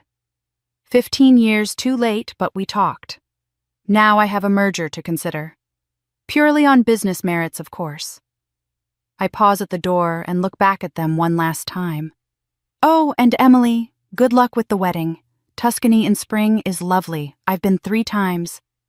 The casual mention of European travel, something I'm supposed to be too poor to afford, lands like the final punctuation on a sentence they never saw coming. For the first time in my life, my father didn't have words, only the slowly dawning understanding of what he'd thrown away. I drive back to the bed and breakfast with my hands shaking on the steering wheel, adrenaline flooding my system like I've just run a marathon. The look on my father's face when I walked out, shock, confusion, the first hairline cracks in his certainty keeps replaying in my mind. I park the rental car and sit in the darkness for a long moment, trying to process what just happened. 15 years of planning and the revelation took less than 5 minutes to detonate. Inside my small room with its floral wallpaper and creaking floorboards, I know sleep is impossible. My mind is racing too fast, thoughts colliding like particles in an accelerator. I open my laptop and pull up files I've been collecting for years, documents I've studied so many times I've memorized them. It's time to face the full truth of what connects my past to my present. Robert Hale founded Hale Tech Energy 40 years ago with a business partner named Thomas Turner, my father. The company was initially successful, genuinely innovative, pioneering solar technology when most people thought renewable energy was a pipe dream. For 15 years, they built something meaningful together. Then, 25 years ago, everything collapsed. According to the court records I obtained through channels I'd rather not discuss, my father accused Robert of financial mismanagement. He filed a lawsuit claiming Robert had been embezzling funds, making unauthorized investments, and hiding losses from the board. The case went to trial. Robert lost. The company was forced into bankruptcy. Robert lost his business, his reputation, his marriage. His wife divorced him and was granted sole custody of their son with a restraining order preventing Robert from contact. My father walked away from the wreckage legally unscathed. His name cleared, his fortune intact. But I've spent years digging deeper than the official record. I've found the truth my father thought he'd buried. The accusations were fabricated, every single one. Robert was innocent. My father manufactured the financial crisis himself, created false documentation, and destroyed his partner in a calculated betrayal designed to seize full control of the company. Except the company failed anyway under his mismanagement. Within 3 years, he'd sold what was left to new owners and moved on to other ventures. He destroyed Robert Hale's life for nothing. When I met Robert in that MIT laboratory at 2 a.m, I introduced myself as Elise Turner. I watched his face carefully and saw something flicker in his eyes when he heard my last name. Recognition. But he never said anything. For 3 years he mentored me, taught me, became the father I needed, and never once mentioned that he knew my father. Never once told me about the betrayal. It wasn't until after he died that I found the letter. He'd left it with his lawyer with instructions to give it to me a year after his death. By the time I read it, I'd already founded Solara Dynamics using his patents. The letter explained everything: the partnership, the betrayal, the recognition of my name that first night we met. But the words that have haunted me for 9 years are these: "Your father destroyed my company, but you've built something greater from the ashes. That's not revenge, that's transformation. Don't carry my bitterness. Transform it into something beautiful." I never fully understood what he meant until tonight, sitting in this small room in the town where it all began. The debt isn't financial. It's not about money or property or even justice in the legal sense. The debt is spiritual, generational, a cycle of destruction and creation that spans decades and connects 3 generations. My father created destruction. He built his life on betrayal, on crushing someone who trusted him. I've created sustainability literally and metaphorically. I build technology that generates power from sunlight instead of consuming finite resources. I build companies that lift people up instead of tearing them down. I pull out the Hailtech merger documents and read them again with this new understanding fully activated in my mind. The company my father destroyed is struggling again. Lucas Grant bought it 3 years ago, trying to restore it to its former glory, having no idea he was inheriting a poisoned legacy. Now he's engaged to my sister, connecting him to the family that originated that poison. And I'm the one holding the antidote, a merger that could save Hailtech, honor Robert's original vision, and complete some kind of cosmic circle. But should I save it? Would Robert want me to rescue the company that bears his name but was corrupted by my father's betrayal? Or would he want me to let it die, to finally close that chapter and let the past stay buried?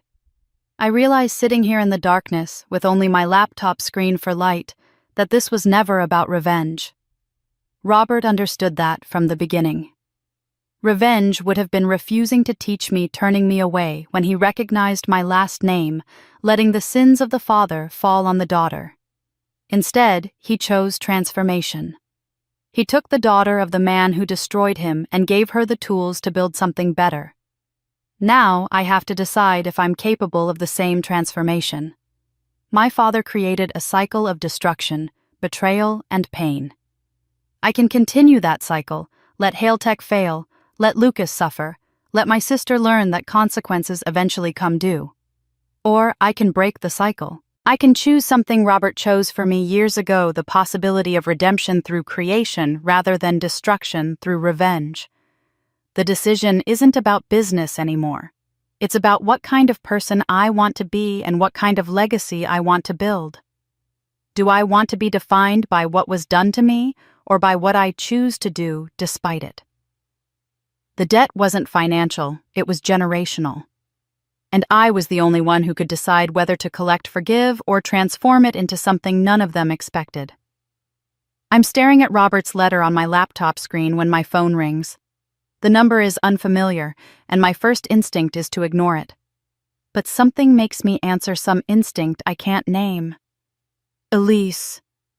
The voice is strained, exhausted. Lucas. I need to talk to you. Please. Not about business. About everything else. I should say no. I should maintain professional distance, keep the lines clear between personal history and corporate negotiations. But I hear something in his voice that sounds like the edge of breaking, and I remember what it feels like to stand on that edge alone. There's a diner off Route 7, I say. Murphy's, 24 hours. I can be there in 15 minutes. When I walk into the fluorescent brightness of Murphy's diner, Lucas is already there in a corner booth, sitting in front of a cup of coffee that's clearly gone cold and untouched. He looks like he's aged a decade since dinner. His tie is loosened, his hair disheveled from running his hands through it, his eyes carrying the particular exhaustion that comes from having your reality completely reorganized. He stands when I approach, a gesture of respect that strikes me because it's something no one in my family did all evening.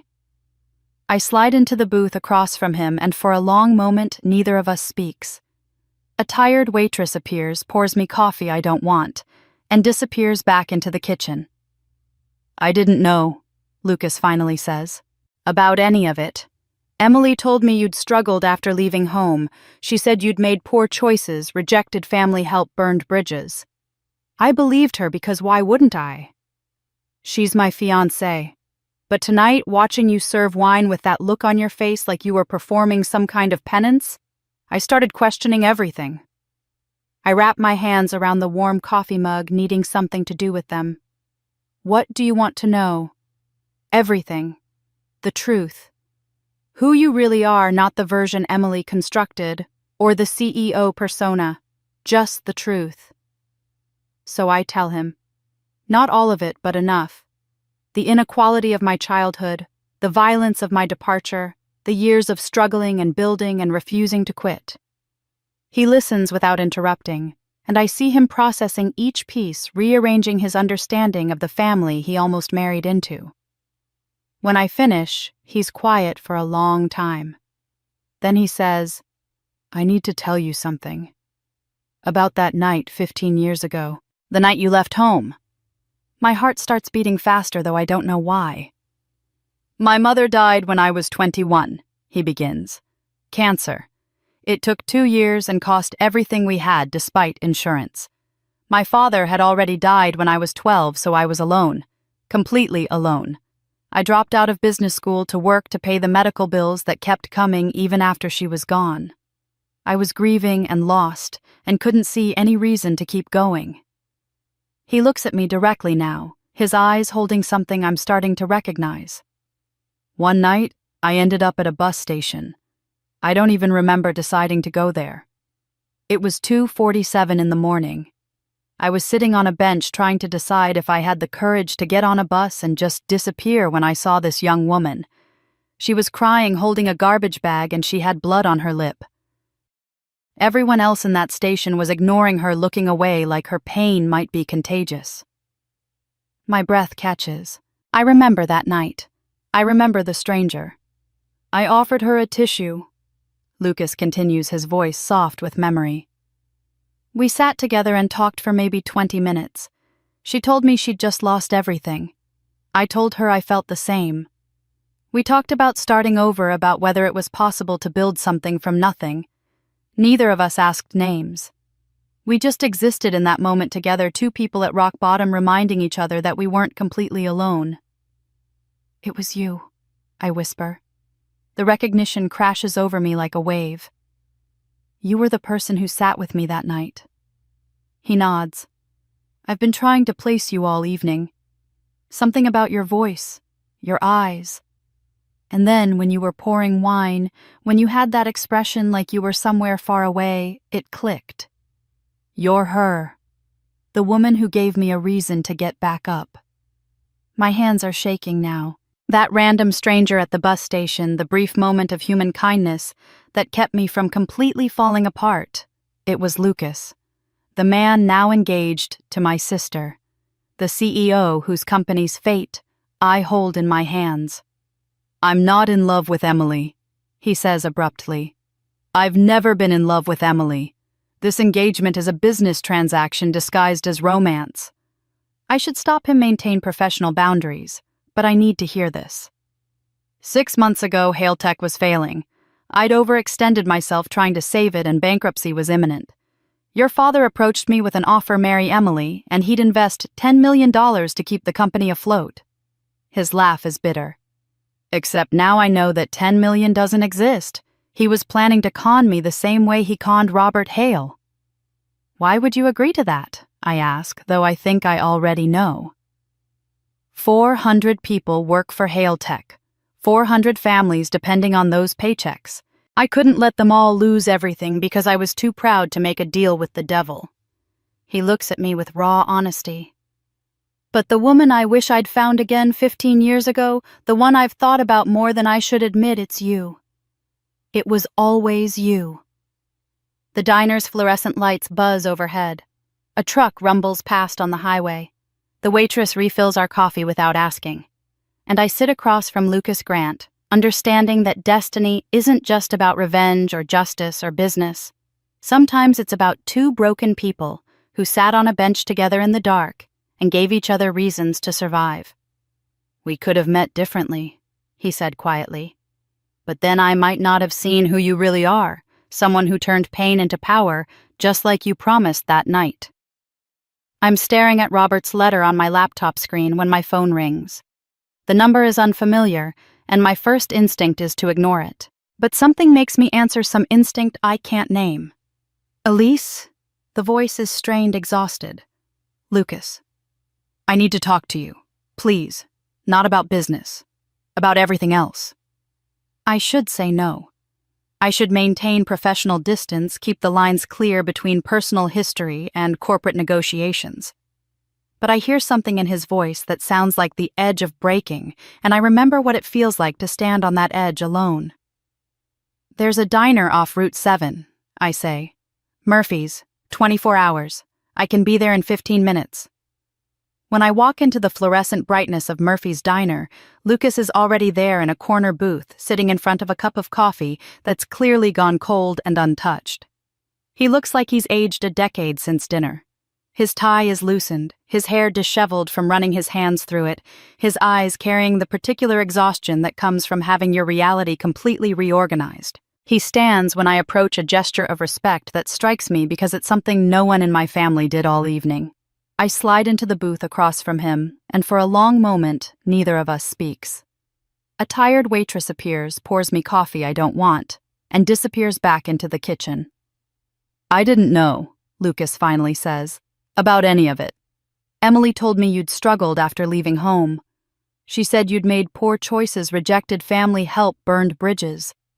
I believed her because why wouldn't I? She's my fiancé.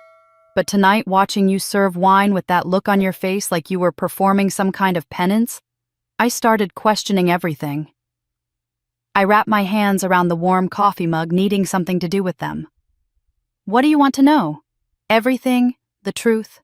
Who you really are, not the version Emily constructed or the CEO persona. Just the truth." So I tell him.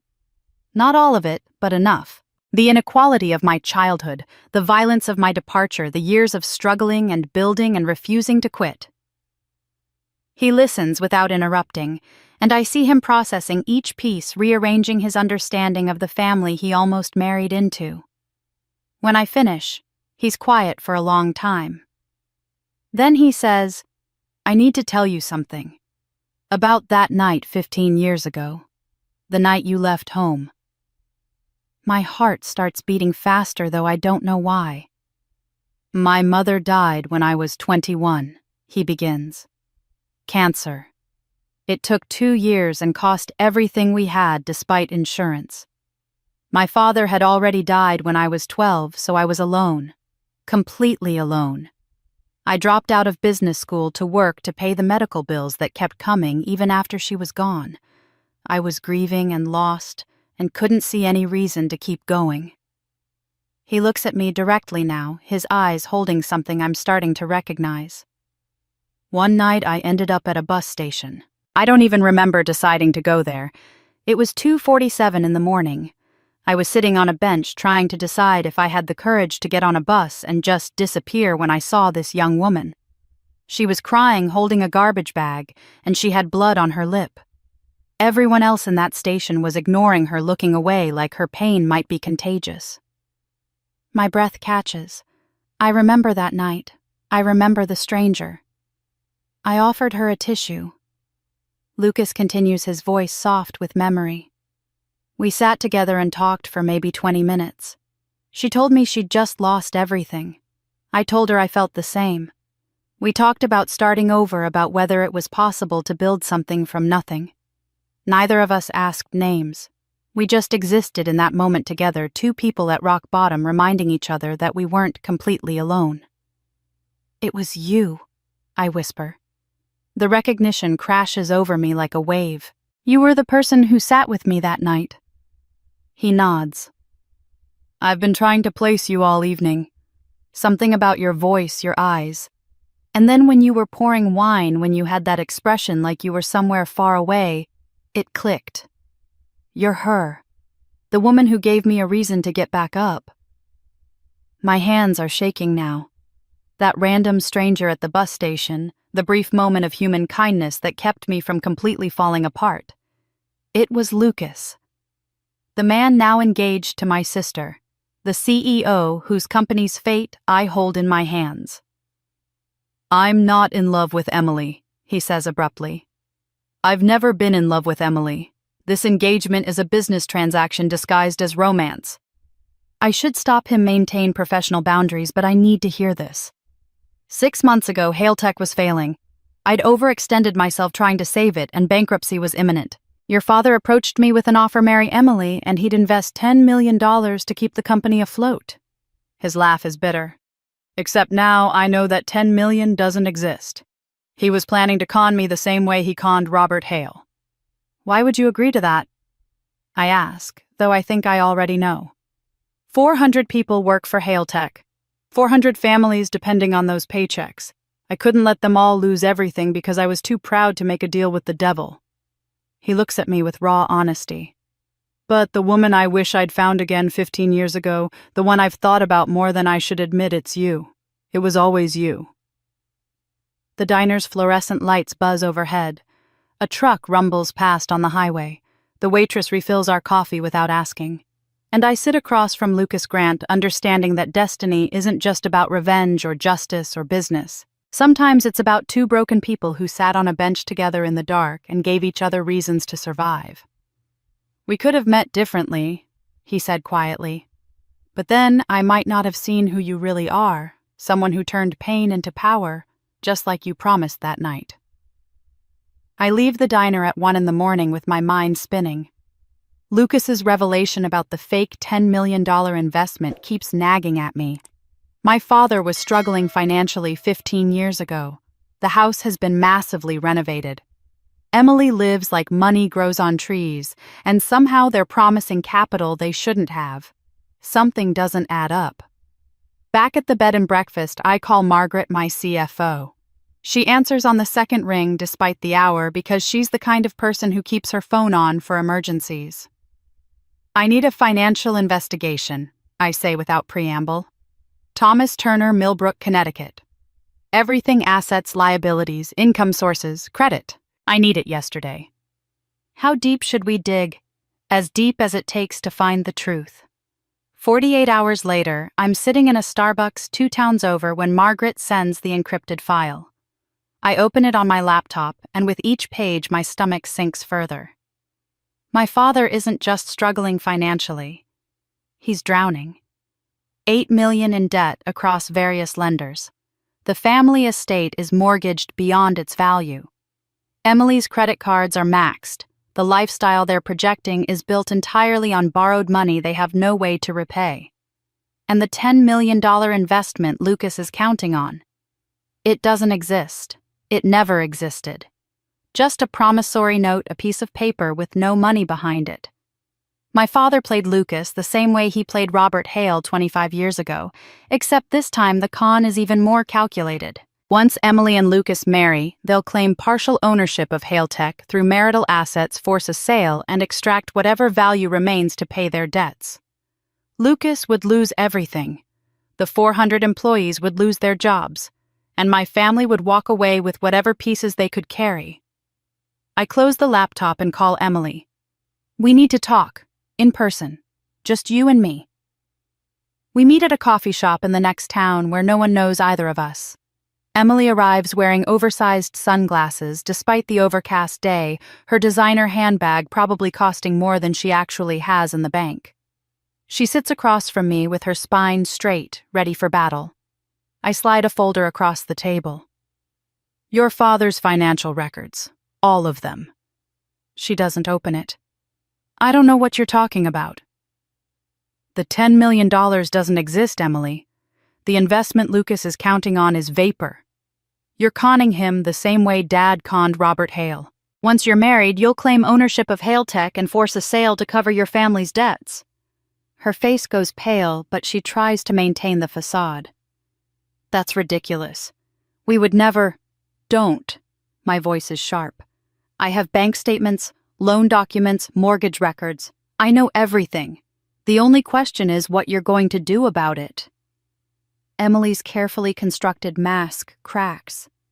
But instead of tears or apologies, what emerges is rage. Pure, bitter, vicious rage. "You think you're better than me," she hisses, leaning forward. "You got to leave. You got to escape this family and build your perfect billionaire life while I was trapped here. Do you have any idea what it's like being the perfect daughter? Every choice made for me, every move calculated for maximum social value. My entire existence performed for their approval." I start to respond, but she cuts me off. "You were ignored, Elise, but I was suffocated. Every meal monitored, every outfit chosen, every friend vetted, every word I said in public rehearsed beforehand. At least you got to be yourself, even if they didn't value it. I never got to find out who I was underneath all their expectations." For the first time, I see my sister clearly. Not as the golden child who had everything, but as another kind of victim. She was sculpted and controlled and hollowed out until nothing authentic remained. "You could have left too," I say quietly. "No, I couldn't." Her voice breaks. "You don't understand. I'm not smart like you. I don't have skills they couldn't exploit. Beauty and compliance were my only currency. I never learned how to do anything else. And now I'm 35 and that currency is devaluing fast, and I'm terrified of what happens when I'm no longer useful." The coffee shop hums with other people's conversations. Normal people with normal problems. Emily pulls off her sunglasses and I see that she's been crying that the makeup is covering exhaustion and desperation. "You have a choice," I tell her. "Call off the engagement. Tell Lucas the truth about the fake investment. Help me prove you're capable of honesty. Or don't, and I'll expose everything. Lucas will leave you either way, but at least one path lets you keep some dignity." Emily stares at her untouched latte tears sliding down her cheeks and ruining her carefully applied makeup. "If I tell him the truth, I'll still end up with nothing. At least if I go through with the marriage, maybe I'll have a chance." "A chance at what?" I demand. "At maybe learning to love a man you're actively defrauding. At being someone's wife." Her voice cracks completely. "At being someone's partner instead of just a decorative object they trot out for photos. At having a purpose that isn't just looking pretty and keeping quiet." I recognize that desperation. It's not so different from what I felt at 22, just manifested through different survival strategies. But I can't let her destroy Lucas to save herself from a prison she's been complicit in building. "You don't love him, Emily, and he doesn't love you. You know that, right? This marriage would be a prison for both of you, just different cells." She looks up at me, mascara streaking her face, looking more real than I've ever seen her. "Then what should I do? What would you do if you were me?" It's the first time in our entire lives that Emily has asked me for advice, the first acknowledgement that maybe the failure sister knows something the golden child doesn't. I meet her eyes and tell her the truth. I'd burn it all down and rebuild from the ashes. But that requires courage, Emily. And I don't know if you have any left. 2 days after my confrontation with Emily, I'm packing my bag to leave Millbrook when there's a soft knock on my hotel room door. I'm not expecting anyone. For a paranoid moment, I wonder if it's my father coming to rage or threaten. But when I open the door, I find my mother standing in the hallway alone, looking smaller and more fragile than I've ever seen her. She's wearing a simple dress, no makeup, her hair unstyled. She looks like someone who's stopped performing. "May I come in?" Her voice trembles. I hesitate, every instinct telling me to protect myself, but something in her posture, defeated, vulnerable, makes me step aside. She enters slowly, clutching her purse with both hands like it's the only thing keeping her upright. We sit on opposite ends of the small room, the silence stretching between us, like 15 years of unspoken words.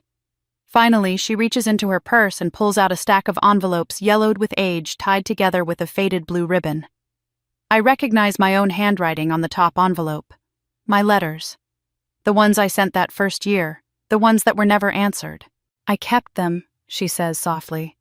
"All 12, every single one you sent. I never answered, but I kept them. I read them over and over until I memorized them. I wanted to respond to tell you I was proud to ask you to come home. But I couldn't." "Why not?" My voice comes out harder than I intend, all the old anger rising up. Her hands shake as she unties the ribbon. "Because he forbade it. And because I was afraid." Before I can respond, she does something that stops my breath. She sets down the letters and slowly, deliberately rolls up the sleeve of her left arm. The skin is covered in scars, thin white lines, some decades old, and faded others more recent and still pink. There are dozens of them, a roadmap of violence, written on flesh. "Your father has been difficult for 30 years. She says, her voice steady now, as if she's rehearsed this. "It started before you were born. The first time he hit me, I was 6 months pregnant with you. He apologized, brought me flowers, swore it would never happen again. It happened again 3 days later. And then it just became part of our life. Not constant, he'd go months being kind, almost loving. But the violence always came back. I feel like I've been punched. Mom, why didn't you leave? Her laugh is bitter and broken. And go where with what money? I was 24 when I married him, trained only to be decorative, to host dinner parties, and smile at the right people. He made sure I stayed that way. No bank account in my name, no credit cards, no education. He gave me an allowance like I was a child and monitored every penny I spent. Tears streamed down her face, cutting through the careful neutrality she's maintained for so long. When you sent those letters talking about your 3 jobs and your determination and your small victories, I wanted to help so badly. I wanted to send you money to visit you, to tell you I was proud. But the one time I mentioned you just said your name out loud, he went to your old room and destroyed everything. Ripped up your childhood photos, burned your school projects. He said if I ever contacted you, he'd make sure you knew it was my fault you were thrown out. That he'd tell you I was the one who wanted you gone. That's not true, I whisper. But even as I say it, I realize I don't actually know what's true anymore. I believed him because I'd seen what he was capable of, and I was a coward. I chose my own safety over my daughter's well-being. That's the truth I have to live with. She reaches into her purse again and pulls out a small metal box, the kind that might hold jewelry. Inside is a piece of paper burned around the edges, the rest yellowed and creased from handling. I recognize it immediately, one of my letters or what's left of it. Most of it is destroyed, but one line is still legible in my younger handwriting. I forgive you, Mom. He tried to burn all your letters when I mentioned you, she explains. I managed to save this one piece from the fireplace. Just this fragment. I've kept it in my shoe for 15 years. Every single day I'd feel it there when I walked, reminding me that you forgave me even when I couldn't forgive myself. I stare at the burned paper, at my own words offering forgiveness. I didn't even remember writing, probably trying to convince myself more than her. When you came to dinner, she continues, when I didn't greet you or look at you, it wasn't because I didn't care. It was because if I looked at you, if I spoke to you, I would have broken down right there and admitted everything. And I was terrified of what he'd do afterward when everyone was gone and it was just us. I don't know what to feel. There's anger at the waste, at the years lost to fear and silence. There's grief for the mother I might have had, for the relationship we could have built. But there's also surprisingly compassion for this woman who spent 30 years being slowly destroyed by someone she should have been able to trust. I can't undo the past, she says, looking at me directly for the first time. I can't give you back your childhood or my presence when you needed it. But I can tell you the truth. I was weak and you were strong, and I'm sorry you had to be. She asks if I could ever forgive her. And I realize then that weakness has its own kind of suffering, and strength sometimes means forgiving what seems unforgivable. The journalists broadcast the dinner in full. I gave them permission, signed the releases, made sure everything was legal and documented. Within a week, my father's world collapses with the thoroughness of a controlled demolition. His business partners sever ties, releasing statements about irreconcilable ethical differences. His country club revokes his membership.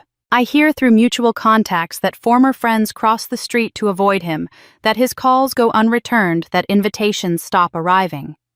Creditors start calling in loans, no longer confident in his ability to pay. The man who built his entire identity on control and dominance suddenly controls nothing and dominates no one.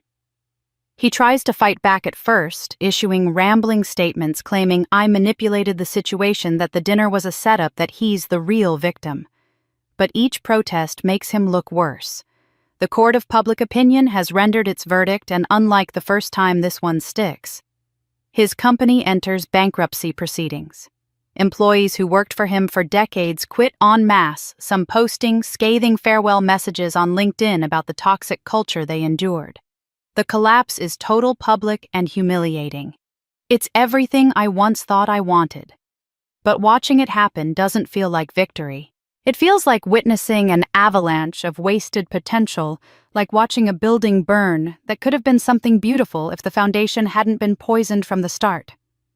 2 weeks after the dinner, my assistant Jennifer calls my office line. "Your father is here in the lobby. Security wants to know if they should remove him or if you'll see him." Every instinct screams to refuse.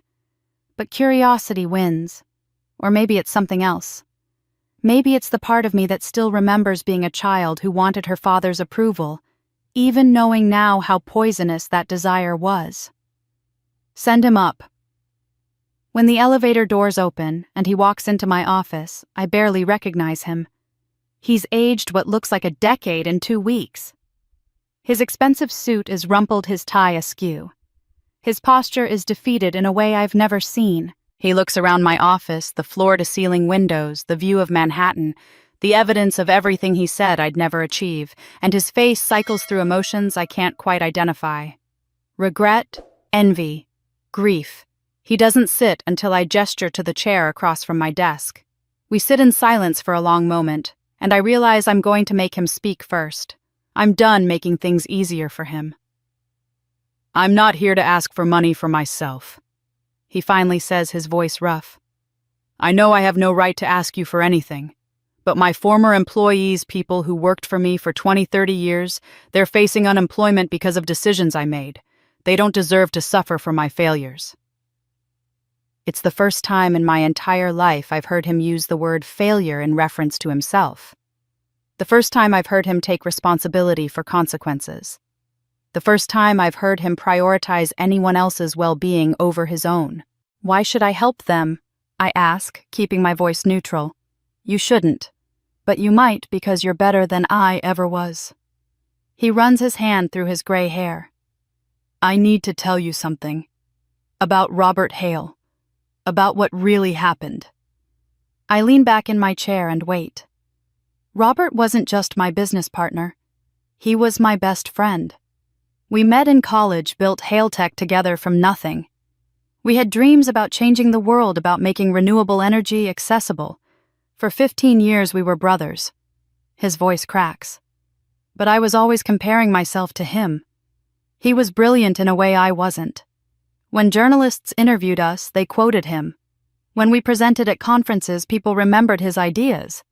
I managed the business, but he created the innovations. And I couldn't stand it. I feel something cold settle in my chest.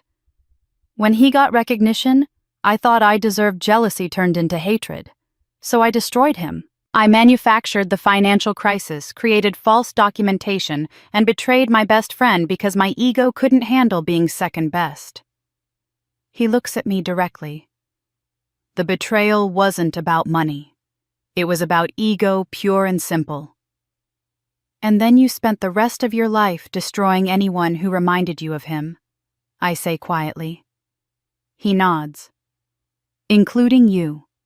You had his brilliance, his integrity, his ability to create instead of just manage. Every time I looked at you, I saw him and I hated you for it. I couldn't stand having another genius in my house who made me feel inadequate." The admission lands like a physical blow. All those years of dismissal, of cruelty, of being treated like I was worthless. It was never about me. It was about his own inadequacy reflected back at him.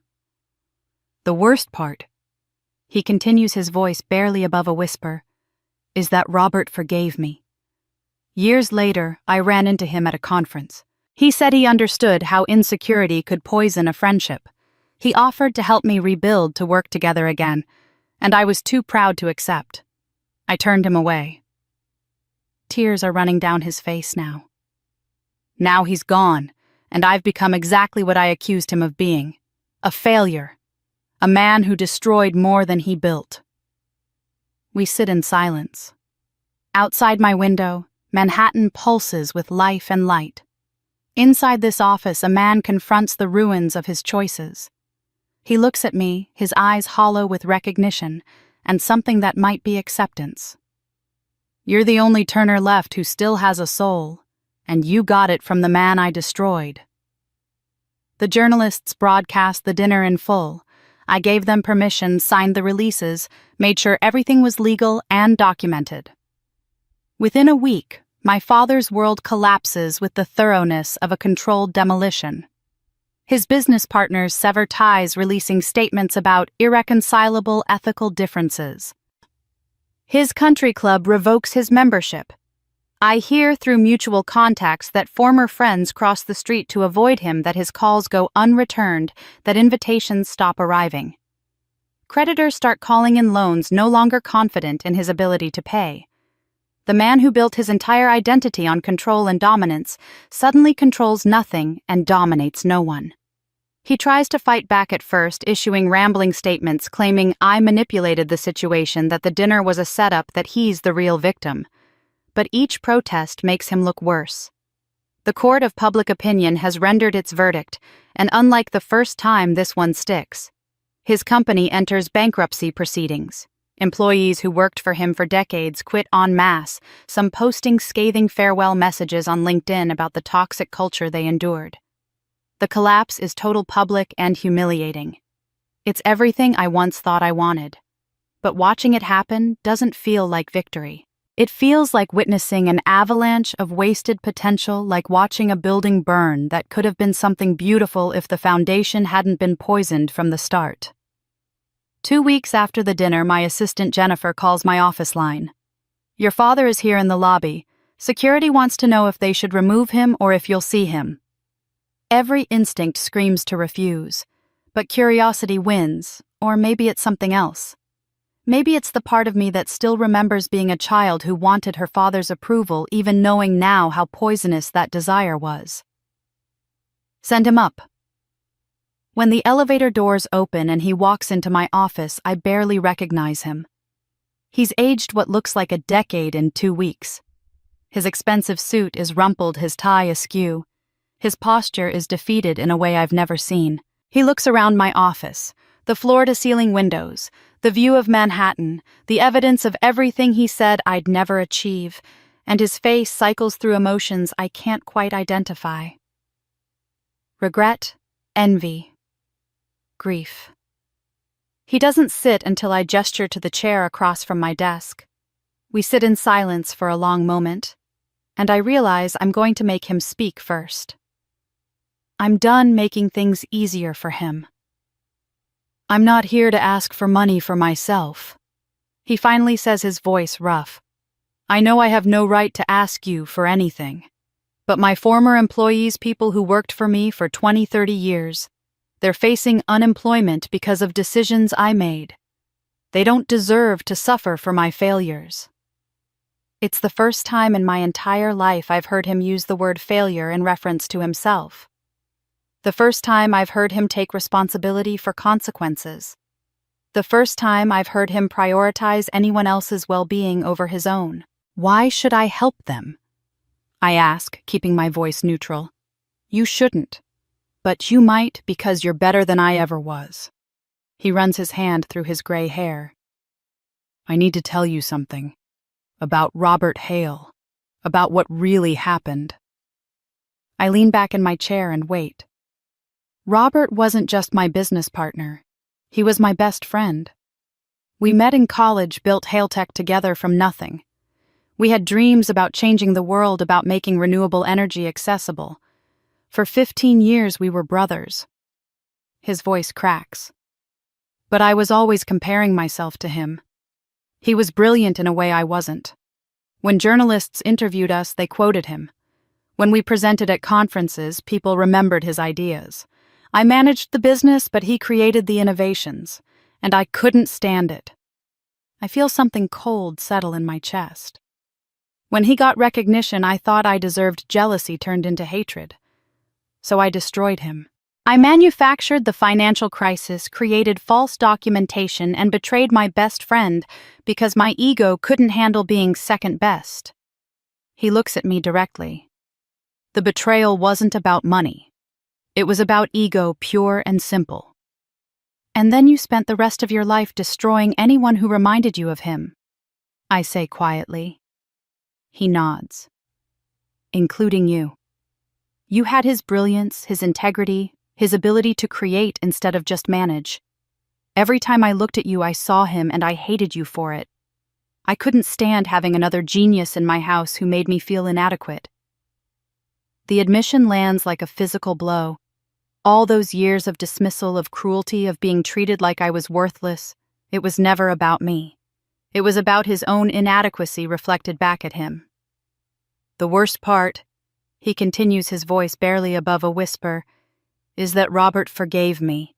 Years later, I ran into him at a conference. He said he understood how insecurity could poison a friendship. He offered to help me rebuild, to work together again. And I was too proud to accept. I turned him away. Tears are running down his face now. Now he's gone, and I've become exactly what I accused him of being. A failure. A man who destroyed more than he built. We sit in silence. Outside my window, Manhattan pulses with life and light. Inside this office, a man confronts the ruins of his choices. He looks at me, his eyes hollow with recognition, and something that might be acceptance. You're the only Turner left who still has a soul, and you got it from the man I destroyed. I'm still processing my father's confession when Margaret calls 3 days later with news that makes my blood pressure spike. Thomas Turner has filed a lawsuit against Solara Dynamics. You need to see this. The claim is audacious in its desperation. My father alleges that the core technology underlying Solara's patents was originally conceptualized during his partnership with Robert Hale 40 years ago, making him a partial owner of the intellectual property. It's absurd on its face. The patents are dated decades after their partnership ended, and I have meticulous documentation proving every innovation came from Robert's independent work after the bankruptcy and my own subsequent research. But absurd doesn't mean harmless. The lawsuit isn't designed to win. It's designed to extract a settlement, any amount of money to forestall complete ruin. But the collateral damage is real. Legal fees will cost millions. More critically, the lawsuit triggers automatic holds on certain business operations pending resolution. We're about to sign a $300 million government contract, and now it's frozen. My board convenes an emergency meeting. Crush him, my CFO says flatly. Countersue for fraudulent claims. Pursue criminal harassment charges. Make an example that discourages anyone else from trying this. My general counsel agrees. We have grounds for malicious prosecution. He's weaponizing the legal system. He deserves everything we can throw at him. I tell them I need time to think. They look at me like I've lost my mind. My legal team digs deep, and within a week they present me with evidence that should make my decision easy. My father's lawsuit is built on forged documents. He created fake sketches supposedly dated 40 years ago, complete with artificially aged paper and period-appropriate pen ink. He hired a witness, a former junior engineer, to provide false testimony about early discussions that never happened. The forgery is provable, criminal, and prosecutable. I could have him arrested. He'd face prison time.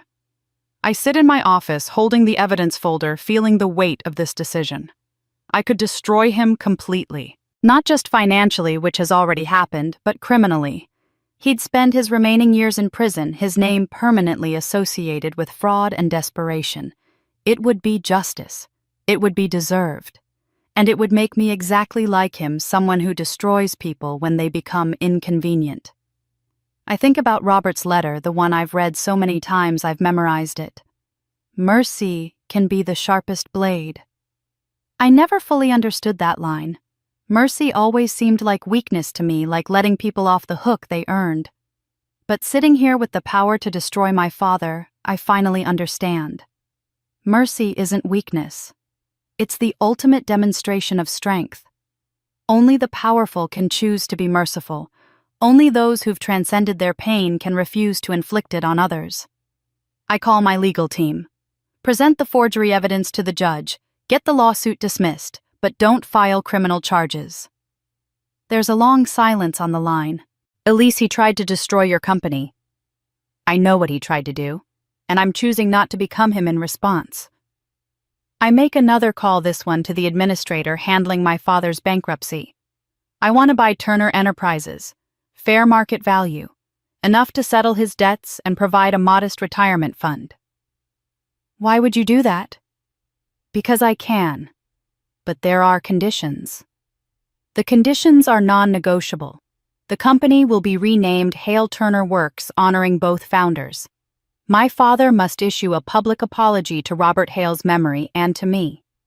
He must spend 1 year volunteering at a men's accountability program focusing on domestic violence rehabilitation. And I'll hire 50 of his former employees into Solara's expanded operations with job placement assistance for the others who want it.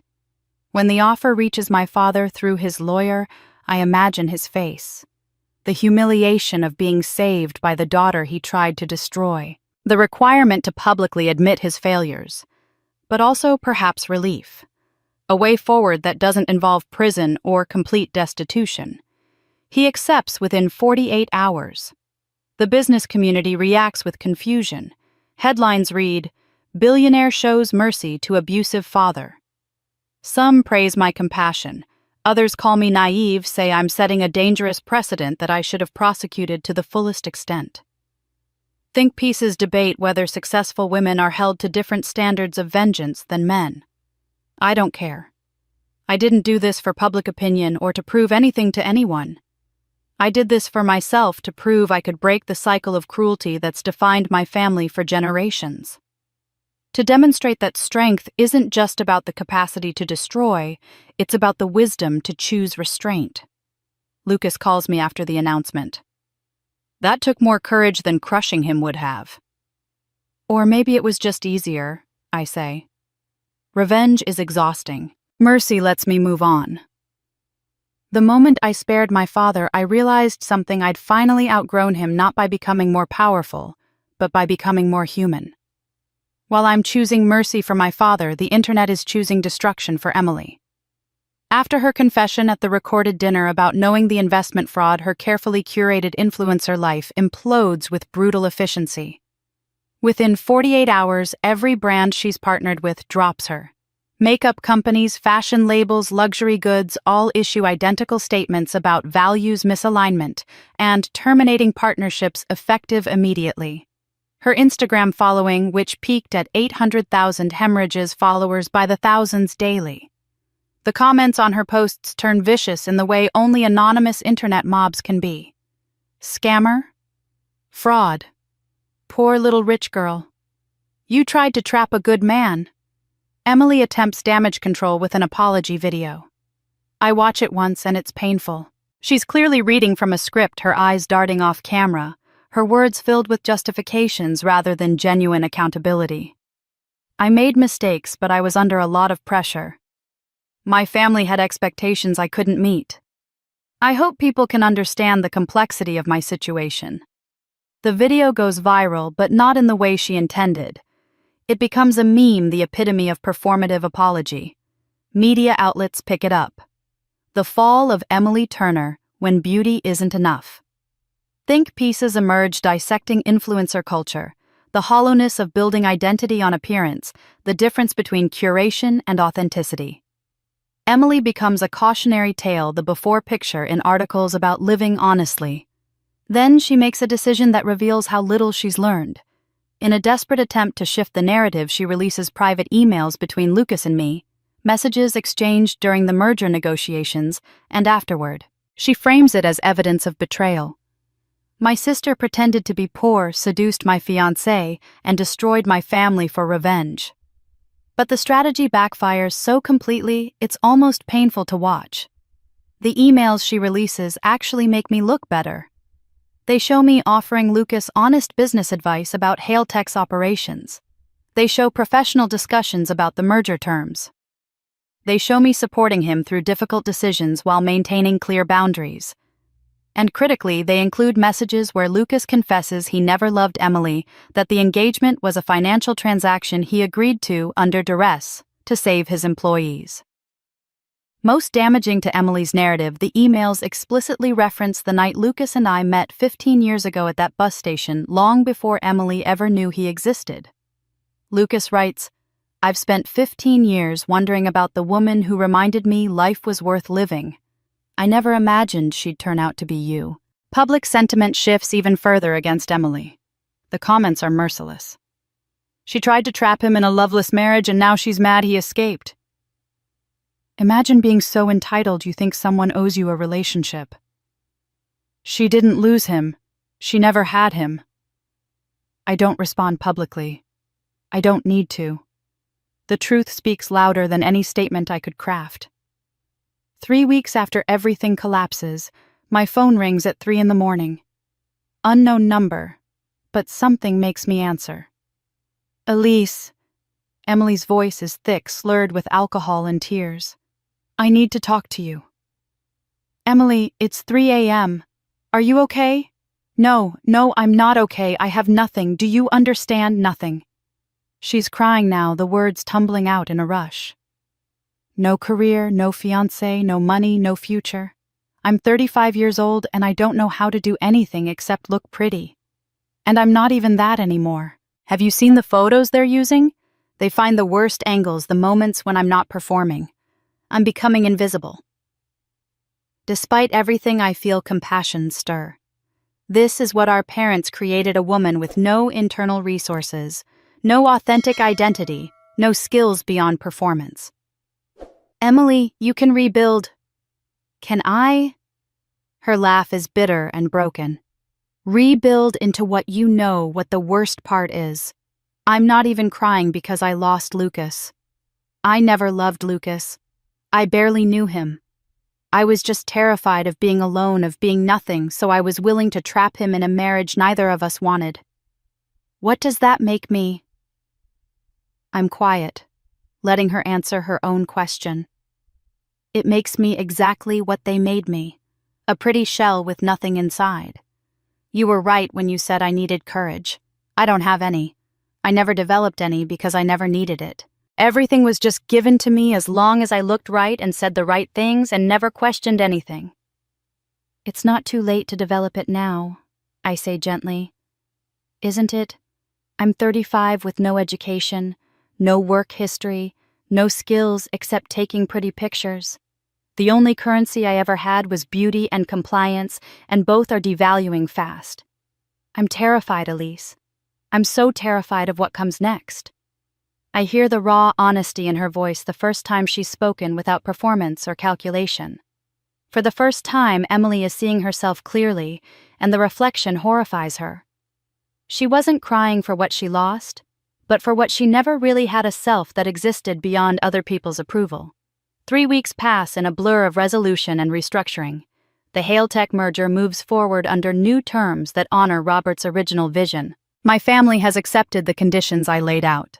My father enrolled in treatment, Emily working with a therapist to find identity beyond performance, my mother volunteering at a domestic violence shelter. The media has moved on to fresh scandals. My company's stock is at an all-time high. Everything should feel complete, but instead I feel unmoored, like a ship that's reached port but doesn't know how to drop anchor. It's Sunday morning when I remember something my mother said during her hotel room confession. She visits my grandmother's grave every Sunday. I haven't been back to Willow Creek Cemetery since that first day I returned to town when I found the mysterious roses and the unsigned card. Now I understand who left them, but I haven't had the chance to properly say goodbye. To either of them. I stop at a florist and buy 2 bouquets. White lilies for Grandma Rose, her favorite.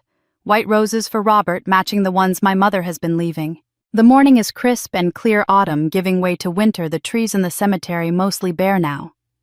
I find my grandmother's grave, easily muscle memory, guiding my feet. I kneel on the cold grass and arrange the lilies carefully at the base of her headstone. Rose Amelia Turner, 1935-2009, beloved mother and grandmother. Hi, Grandma, I whisper. I'm sorry I stayed away so long. I thought coming back would hurt too much, but it turns out staying away hurt more. I tell her about Solara Dynamics, about the 2,000 people who have jobs because of technology she encouraged me to pursue when I was 8 years old. I tell her about the scholarship program, about the kids we're helping who remind me of myself. You were right about everything. You told me my mind could change the world. I didn't believe you then, but I'm trying to prove you right now. Sure. Where are you? The wind rustles through the bare branches overhead, and I let myself sit there for a while, feeling the connection to the one person in my childhood who saw me clearly and loved what she saw. Finally, I stand and walk to the other side of the cemetery where Robert is buried. His headstone is simple, exactly like him. No pretension, just truth. Robert James Hale, 1960-2016. Teacher, inventor. Friend. I'm approaching with my bouquet of roses when I see I'm not alone. My mother stands beside the grave, holding her own white roses. She's dressed simply, her hair pulled back, no makeup. She looks like someone who's stopped hiding. When she hears my footsteps, she turns, and for a moment we just look at each other across the grave of the man who connected us in ways we're only beginning to understand. "I come every Sunday," she says softly. "I've been coming for 6 years since I learned who he was, what your father did to him. I wanted to apologize to him even though he can't hear. It felt important to say the words out loud to someone, even if it was just his gravestone."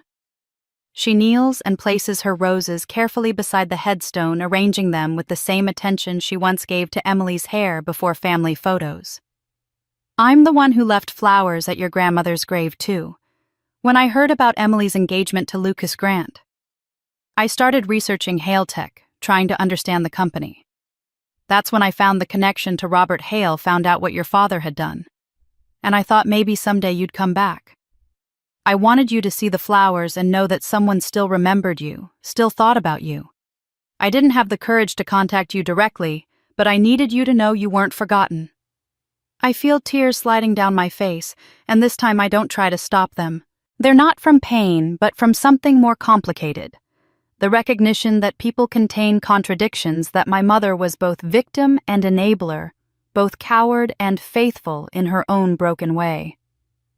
"I forgive you," I say quietly, kneeling beside her. "Not because you've earned it yet, but because I deserve to let go. And maybe because holding on to anger was keeping me from living fully." We place our flowers together, white lilies and white roses, creating a small garden of remembrance at the base of Robert's headstone. For a few moments, we're just two women mourning the men who shaped us, one by blood, one by choice, both essential to making us who we are. My mother reaches into her purse and pulls out an envelope aged and sealed. My name is written on it in Robert's careful handwriting, "For Elise, if she ever comes." "The cemetery caretaker gave this to me last month," she explains. "Robert left it in his will with specific instructions. It was to be held for 10 years after his death and then given to you if you ever visited his grave. The caretaker tracked me down because I come every week. I've been carrying it with me ever since, hoping you'd come." My hands shake as I take the envelope. The paper is thick, expensive, the kind Robert would have used for important documents. I carefully break the seal and unfold the letter inside. His handwriting brings him back so vividly, I can almost hear his voice reading the words. "Dear Elise, if you're reading this, 10 years have passed since my death, and you've visited my grave. That means you remember me, which is all any teacher can hope for. By now, you've probably encountered your father and learned about our shared history. You might be angry at me for not telling you, for not warning you about who he was. But I didn't tell you because I didn't want you to carry my burdens or my bitterness. Your path was yours to forge, not mine to direct. I wanted you to build your future free from the weight of my past. Here's what I learned too late, but hope you've learned early. Mercy can be the sharpest blade. Not mercy as weakness or naive forgiveness, but mercy as deliberate choice. When you have power over someone who hurt you and you choose not to destroy them, that's when you transcend the cycle of pain. That's when you become something they never could free. Free from the need for revenge, free from carrying their poison forward, free to build instead of destroy. Build something beautiful, Elise. Not for revenge, not for validation, but because beautiful things deserve to exist in the world.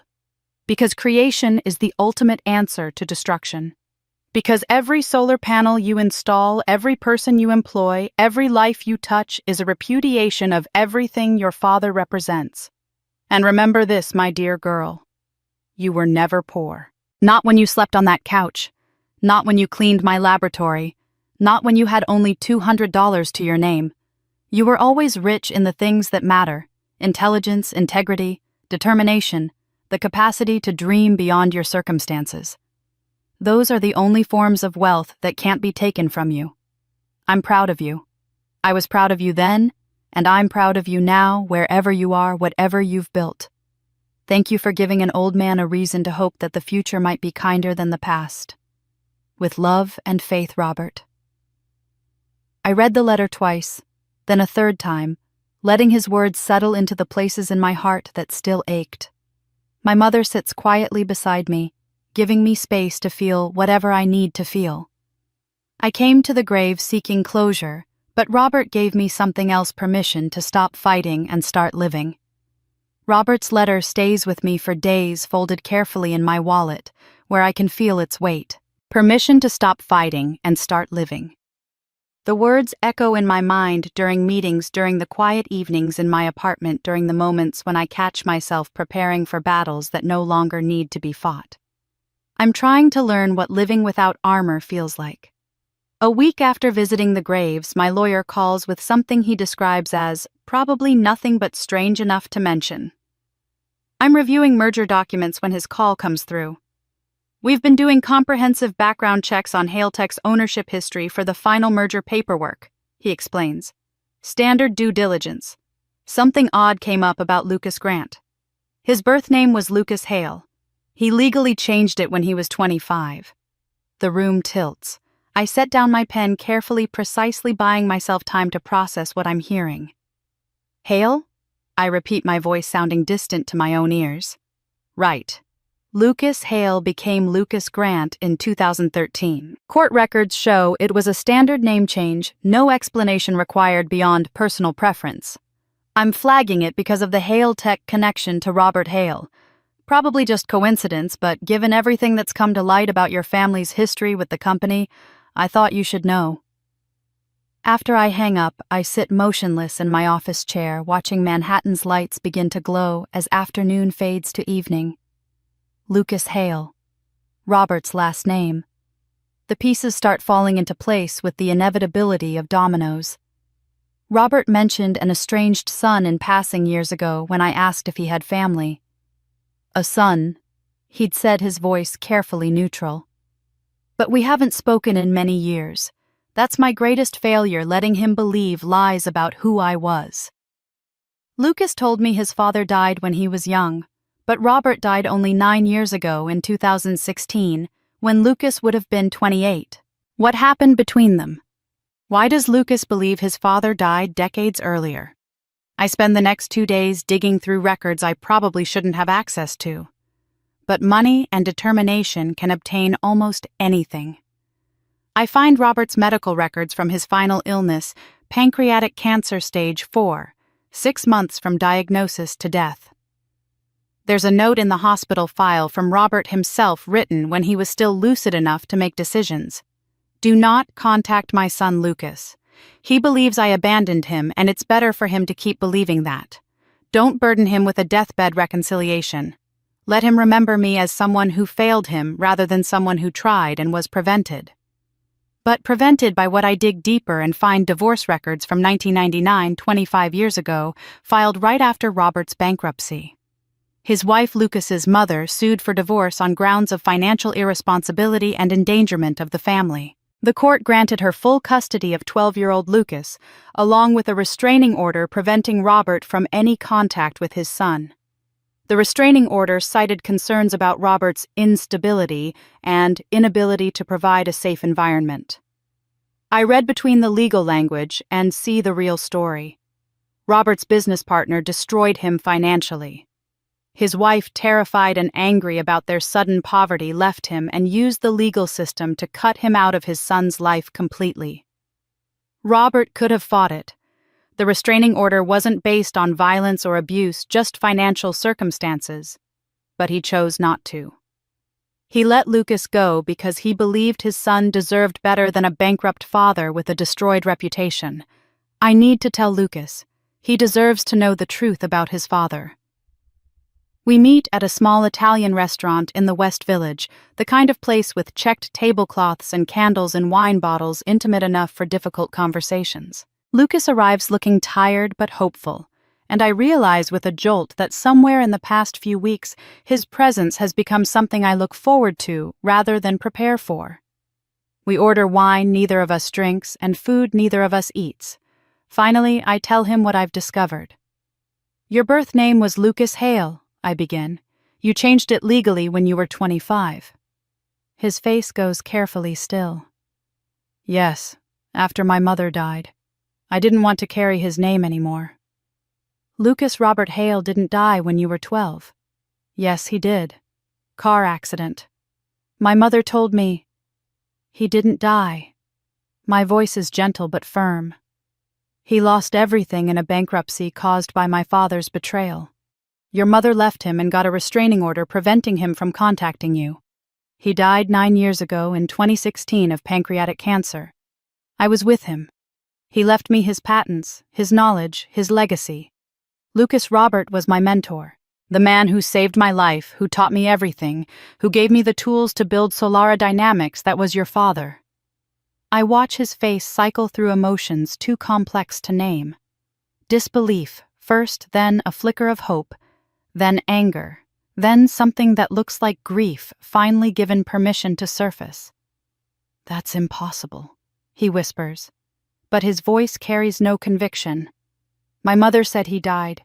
She said he was gone. She said—" He stops his hands gripping the edge of the table. "She lied to me. I think she believed she was protecting you. The bankruptcy destroyed him, Lucas. Your father lost his company, his reputation, everything. Your mother was probably terrified about how you'd survive. So she left him and told the court he was unstable. And rather than fight for custody and drag you through an ugly legal battle, Robert let you go. He believed you'd have a better life without him." Lucas's eyes fill with tears. "So all these years he was alive? He was out there somewhere and I thought he was dead." "He knew you thought that. When he was dying, he specifically requested that you not be contacted. He said it was better for you to remember him as someone who abandoned you than to burden you with a deathbed reconciliation." "That's—" Lucas's voice breaks. "That's the most stubborn, self-sacrificing, idiotic thing I've ever heard." "Yes, I agree. It's exactly the kind of thing Robert would do. Put everyone else's well-being ahead of his own, even when it hurt him." We sit in silence for a long moment. The restaurant hums with other people's conversations, other people's normal dinners, that don't involve revelations about dead fathers who weren't actually dead for as long as you believed. "Did he ever talk about me?" Lucas finally asks, his voice small and young. I choose my words carefully, wanting to give him truth without making Robert's absence hurt more. He told me once that he had one great regret in his life, that his son grew up believing he was abandoned when the truth was he was forced away. He said you were the one person he'd failed who didn't deserve failure. And he said— I pause, remembering Robert's exact words from a late night in the lab. He said that not a day passed when he didn't think about what kind of man you were becoming, and he hoped you'd become someone better than him. Lucas closes his eyes, tears sliding down his face. I spent 15 years hating him for leaving, and he never left at all. No. He was forced away. And then he tried to make peace with it by teaching someone else's daughter the things he couldn't teach his own son. The realization settles between us like a third presence at the table. We're connected not just by circumstance or business, or even the strange coincidence of meeting at a bus station 15 years ago. We're connected by Robert by the different ways he shaped us by the hole his absence left in both our lives. Tell me about him, Lucas says. Tell me everything. I have memories from before I was 12, but they're fragmented. I want to know who he became after. So I tell him about finding Robert in the lab at 2 a.m, about the way he taught by asking questions rather than giving answers, about his endless patience with my mistakes, and his genuine delight when I understood something new. Lucas shares memories from childhood weekend projects, building solar ovens in the backyard.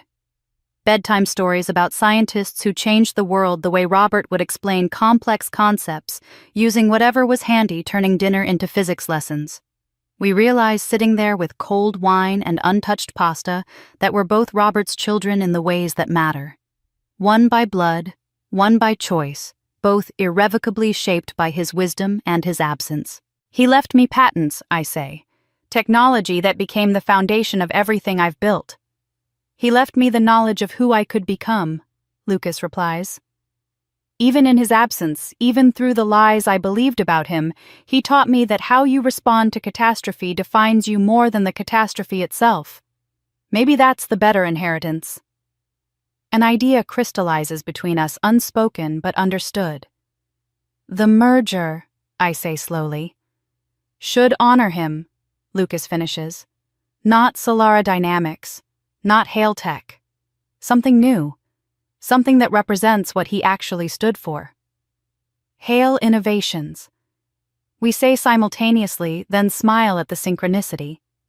We spend the rest of the evening planning not just a company, but a legacy.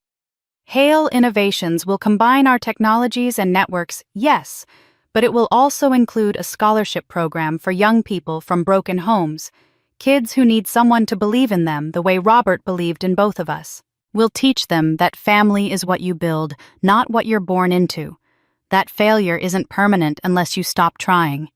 That the best revenge against those who diminish you is becoming undeniably excellent. We were raised by different ghosts of the same man, and now we'd build something that would finally lay those ghosts to rest with honor. Lucas and I spend weeks planning Hail Innovations, sketching out not just a company structure, but a vision that would honor Robert's belief in transformation over destruction. During one of our planning sessions, my assistant interrupts with a message I wasn't expecting. Emily has checked herself into a residential treatment facility and wants me to know she'll be unreachable for at least 90 days. The facility is called Meadowbrook Recovery Center, and when I research it, I discover it's one of the most respected programs in the country for treating complex trauma and depression. It's not the kind of place you go for a social media break or a celebrity detox. It's the kind of place you go when you're genuinely broken and ready to do the hard work of becoming whole. 3 months pass. I think about Emily occasionally wondering if she's actually doing the work, or if this is just another performance, another way to rehabilitate her public image. I've learned not to trust easy transformations. Real change is glacial, painful, often invisible, until suddenly it's undeniable. Then I receive a letter handwritten on plain paper postmarked from Meadowbrook. The handwriting is Emily's, but messier than her usual perfect script, as if written quickly or with shaking hands. Dear Elise, it begins. I've been here for 90 days. They finally let me write to people outside, and you're the first person I wanted to contact. I'm not asking you to visit. I have no right to ask you for anything. But if you were willing to come, I'd like to see you. There are things I need to say in person, not on paper. If you don't come, I understand. Emily. No performance, no manipulation, just a simple request with space for me to refuse. I call the facility and schedule a visit for the following Saturday. Meadowbrook is nestled in the Berkshires, a collection of tasteful buildings that look more like a college campus than a treatment center. I check in at reception, surrender my phone as required, and am led to a visiting room that's deliberately institutional. Basic furniture, fluorescent lights, bad coffee, and a carafe on a side table. They don't want this space to feel comfortable. They want it to feel real. Emily enters 10 minutes later, accompanied by a staff member who nods at me and then takes a seat in the corner present, but not intrusive. For a moment, I don't recognize my sister. She's wearing jeans and a plain sweatshirt, no makeup, her hair pulled back in a simple ponytail. No jewelry, no designer labels, nothing to signal status or careful curation. She looks younger somehow and more fragile, but also more substantial. Like there's actually a person there instead of just a performance of personhood. We sit across from each other at a small table. The staff member pretends to read a book, giving us the illusion of privacy, while maintaining the required supervision. Thank you for coming, Emily says. Her voice is different too, quieter, less performed, with a slight tremor that suggests genuine nervousness rather than strategic vulnerability. I wasn't sure you would. I almost didn't, I admit. I've seen you perform contrition before. I know. That's fair. She takes a deep breath, her hands clasped tightly on the table. I can't say I'm sorry enough times for it to matter. I know that. Words don't fix what I did to you, what I participated in, what I enabled. But I need you to know that I understand now. Really understand, not just intellectually, but in my bones. She pauses, gathering her thoughts or her courage, I'm not sure which. I wasn't just cruel to you. I was complicit in a system designed to destroy you. I watched you suffer and did nothing. More than nothing, I benefited from your suffering. Every time they praised me for being the good daughter, it was because you were the bad one by comparison. Every opportunity they gave me, they took from you, and I knew it. On some level, I always knew it, and I let it happen because it served me. Tears are running down her face now, but she doesn't wipe them away or try to make her crying attractive. She just lets them fall. The therapists here diagnosed me with complex PTSD from childhood emotional abuse. I didn't even know that was possible. I thought I was the favorite, so how could I be abused? But they explained that being the golden child is its own form of abuse. I was never allowed to be a real person. I was a doll. They dressed up and paraded around. Every choice was made for me. Every word I said in public was rehearsed. I was suffocated by expectations while you were starved of them. Both of us were destroyed just in different ways. I feel something shift in my chest.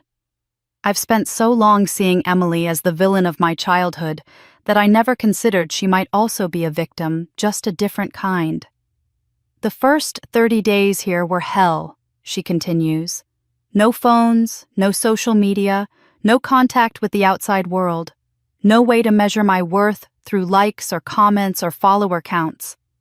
I had to face this terrifying question, who is Emily Turner when nobody's watching? And the answer was, I had no idea. I'd spent 35 years performing, and I didn't know if there was anything underneath the performance.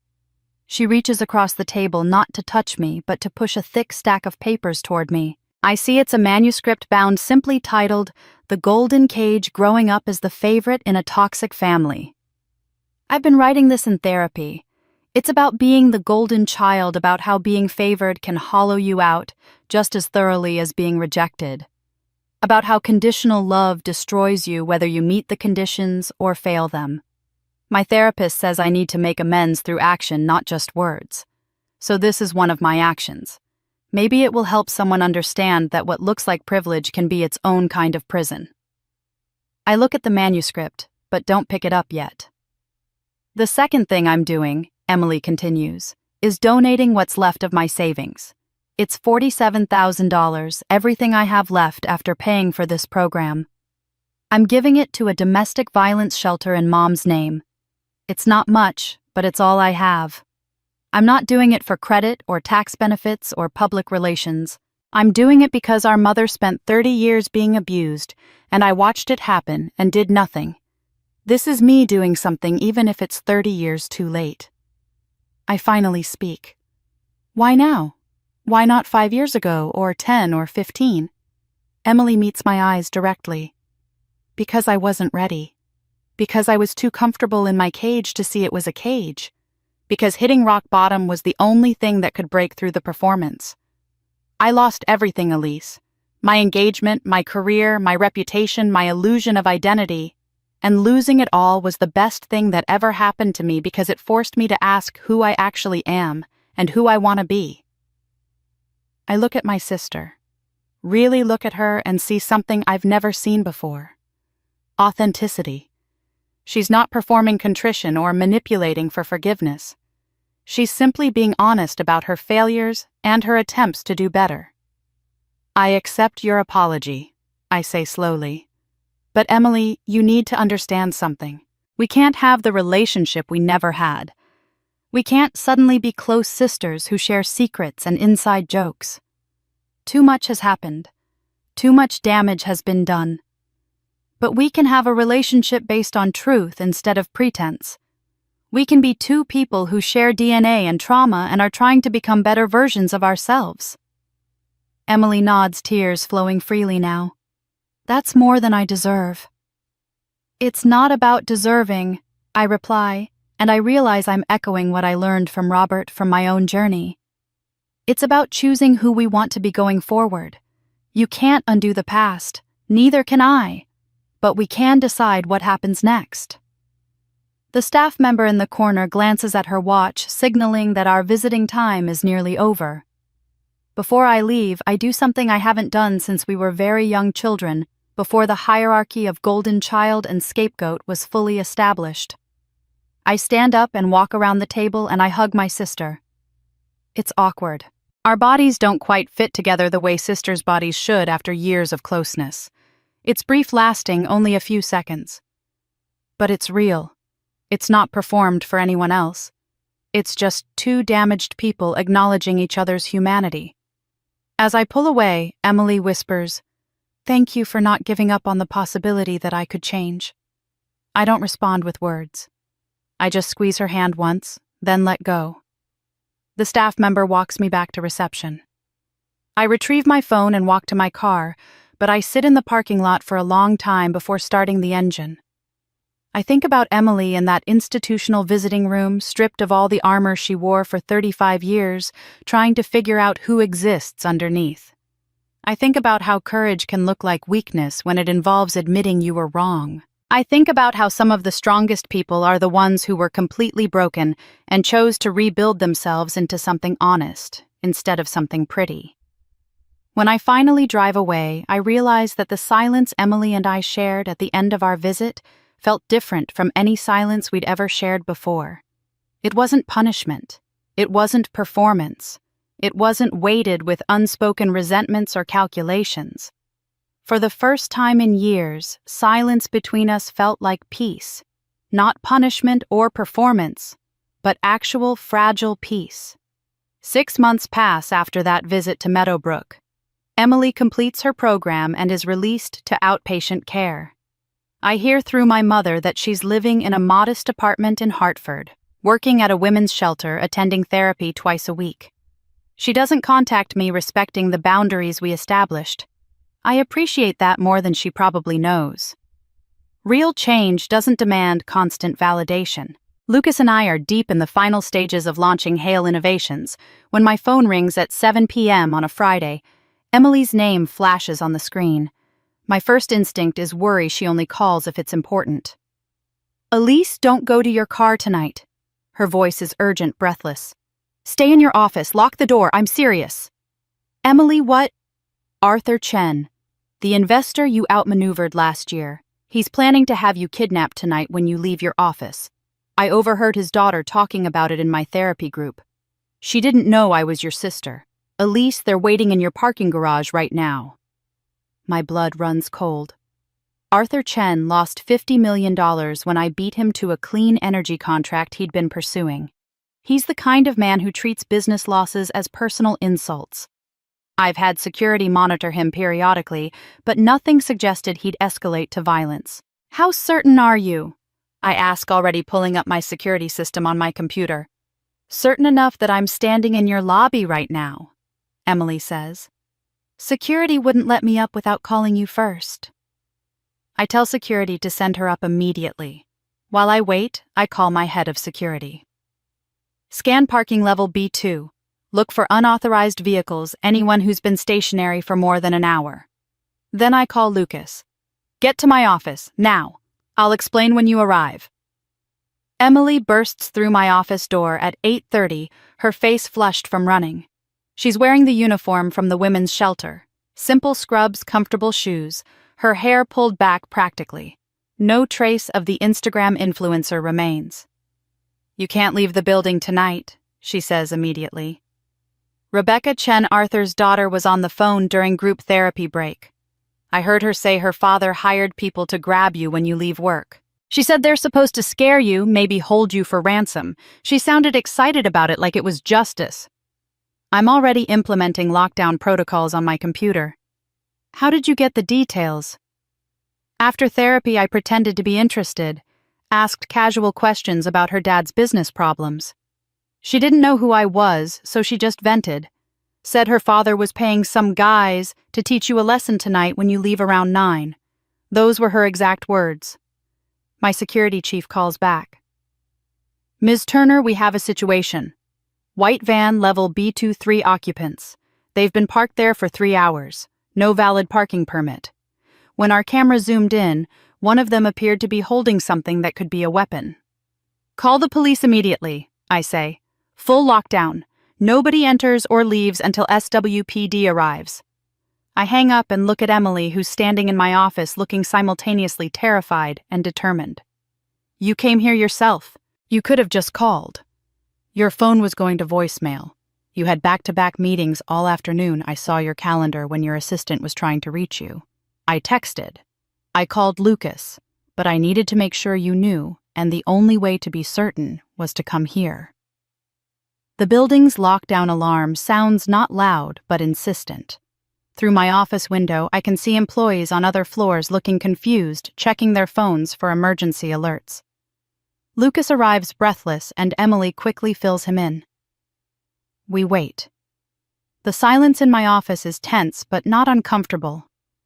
Emily sits in one of my chairs, her hands clasped tightly, her knee bouncing with nervous energy. Lucas stands by the window watching the street below for police. I review security footage watching 3 men in the van on level B2, clearly unaware they've been detected. I know I can't undo the past, Emily says suddenly into the quiet. But when I heard Rebecca talking about hurting you, I didn't think. I just knew I couldn't let it happen. I look at my sister, this woman I've spent most of my life resenting, who spent most of her life complicit in my suffering. You came to warn me. You put yourself at risk. You didn't have to do that. Yes, I did, Emily says firmly. You saved me from drowning when we were kids. You jumped in and pulled me out and breathed life back into my lungs. I've owed you a life for 25 years. Today, I finally got to start paying that debt. Police sirens cut through the evening air. From my window, we watch 4 patrol cars and an unmarked vehicle pull up to the building. My security chief calls to confirm they're coordinating entry to the parking garage. The arrest happens quickly. Security footage shows officers surrounding the van, ordering the men out at gunpoint. All 3 surrender without resistance. When police search the van, they find zip ties, duct tape, and 2 handguns. This wasn't a scare tactic. This was a planned abduction. Arthur Chen is arrested at his home within the hour. By morning, the story is everywhere. Billionaire rivalry turns criminal. Investor arrested in kidnapping plot against tech CEO. But buried in most articles is a detail that catches fire on social media. Turner was warned by her estranged sister, Emily Turner, who overheard the plot at a therapy group and risked her own safety to intervene. The comments shift from the vicious mockery Emily endured months ago to something approaching redemption. She saved her sister's life. Actions speak louder than words. Everyone deserves a second chance. Emily doesn't respond to any of it. She's learned that external validation is hollow. What matters is what she did when the moment came. She chose her sister over her fear. That night, after police have taken our statements and the building is released from lockdown, I ask Emily to stay while I finish some work. We sit in my office in comfortable silence, me reviewing emails, her reading a book she pulled from her bag. When I'm finally done, I say, "You could have just called. You didn't have to come here in person." Emily looks up and her smile is sad but genuine. "Yes, I did. You needed to see me take a risk for you. Words are cheap, Elise. I needed you to see action. I needed to prove to both of us that I'm capable of choosing right over easy." 1 year later, I'm standing in a community center in Hartford watching organized chaos unfold around me. This is Thanksgiving, but nothing like the formal hierarchical dinner from last year. 200 people fill the space. Solara Dynamics employees, scholarship recipients from the Hale Turner Foundation, residents from the women's shelter where Emily works, and family. My mother works in the kitchen alongside shelter residents, laughing at something one of them said, looking more relaxed than I've ever seen her. My father sits at a table with 3 teenagers from our scholarship program, listening more than talking for perhaps the first time in his life. It's part of his court-ordered community service, but I think he's actually learning something.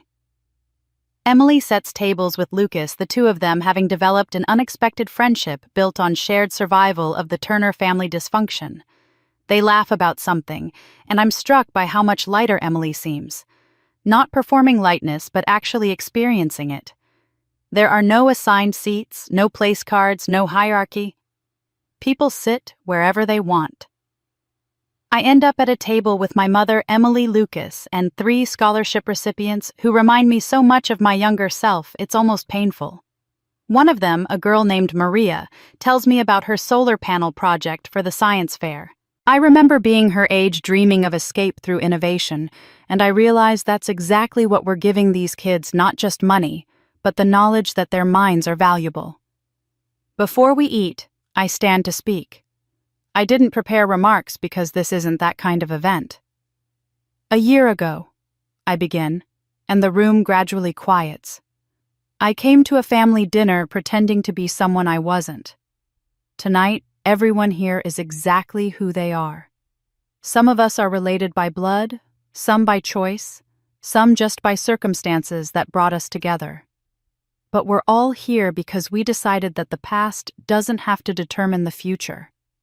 Thank you for being here. Thank you for being real. As everyone eats and talks and laughs, I look around the room and feel something I haven't felt in years. Not happiness, that's too simple, too shallow for what this is. Contentment. The knowledge that I've built something that matters. That I've broken cycles that needed breaking. That I've created space for imperfect people to become better versions of themselves, including me. My mother catches my eye across the table and smiles. Emily is talking with one of the shelter residents about job applications. Lucas is explaining solar technology to the teenagers with the same patience Robert once showed me. My father listens quietly, his expression thoughtful in a way I've never seen before. This isn't the family I was born into.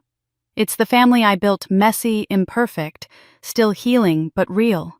Finally, completely real. Forgiveness didn't heal the past, but it made room for a future I never imagined possible, built on truth instead of performance. 18 months after that Thanksgiving, I'm standing in the grand ballroom of the Plaza Hotel, watching 500 people celebrate something I never imagined I'd build. The Hale Turner Foundation annual gala has become one of the most anticipated events in the philanthropic calendar. Not because of celebrity attendance or expensive champagne, but because of what it represents. Transformation through education, healing through opportunity, proof that where you start doesn't determine where you finish. The foundation has awarded $15 million in scholarships to 500 students, all from families with histories of abuse, abandonment, or dysfunction. But the money is just the beginning. We provide mentorship therapy, job placement assistance, and community. I personally mentor 20 students, meeting with them monthly over coffee or lunch, answering late-night texts about college applications and interview anxiety. One of them, Maria, a 19-year-old studying environmental engineering, tells me during one of our sessions, "My father said I was worthless, that girls don't need education. Your story taught me that parents can be wrong." I see myself in her fierce determination, and I'm grateful that she won't have to spend 15 years proving her worth to herself the way I did. Tonight, Lucas serves as gala co-chair, giving a speech about second chances that has the audience on their feet. Emily works behind the scenes coordinating logistics, and I've discovered she has genuine talent for organization and event planning when she's not performing for cameras. My mother volunteers in the Foundation's family counseling program, sharing her story with other domestic violence survivors, helping them find the courage she found too late. Even my father, sober now for 2 years, gives quarterly talks at men's accountability programs about how ego and insecurity can poison everything you touch. None of them are perfect. Our relationships are still complicated, still require careful navigation. But they're trying, and in the end, trying is what matters.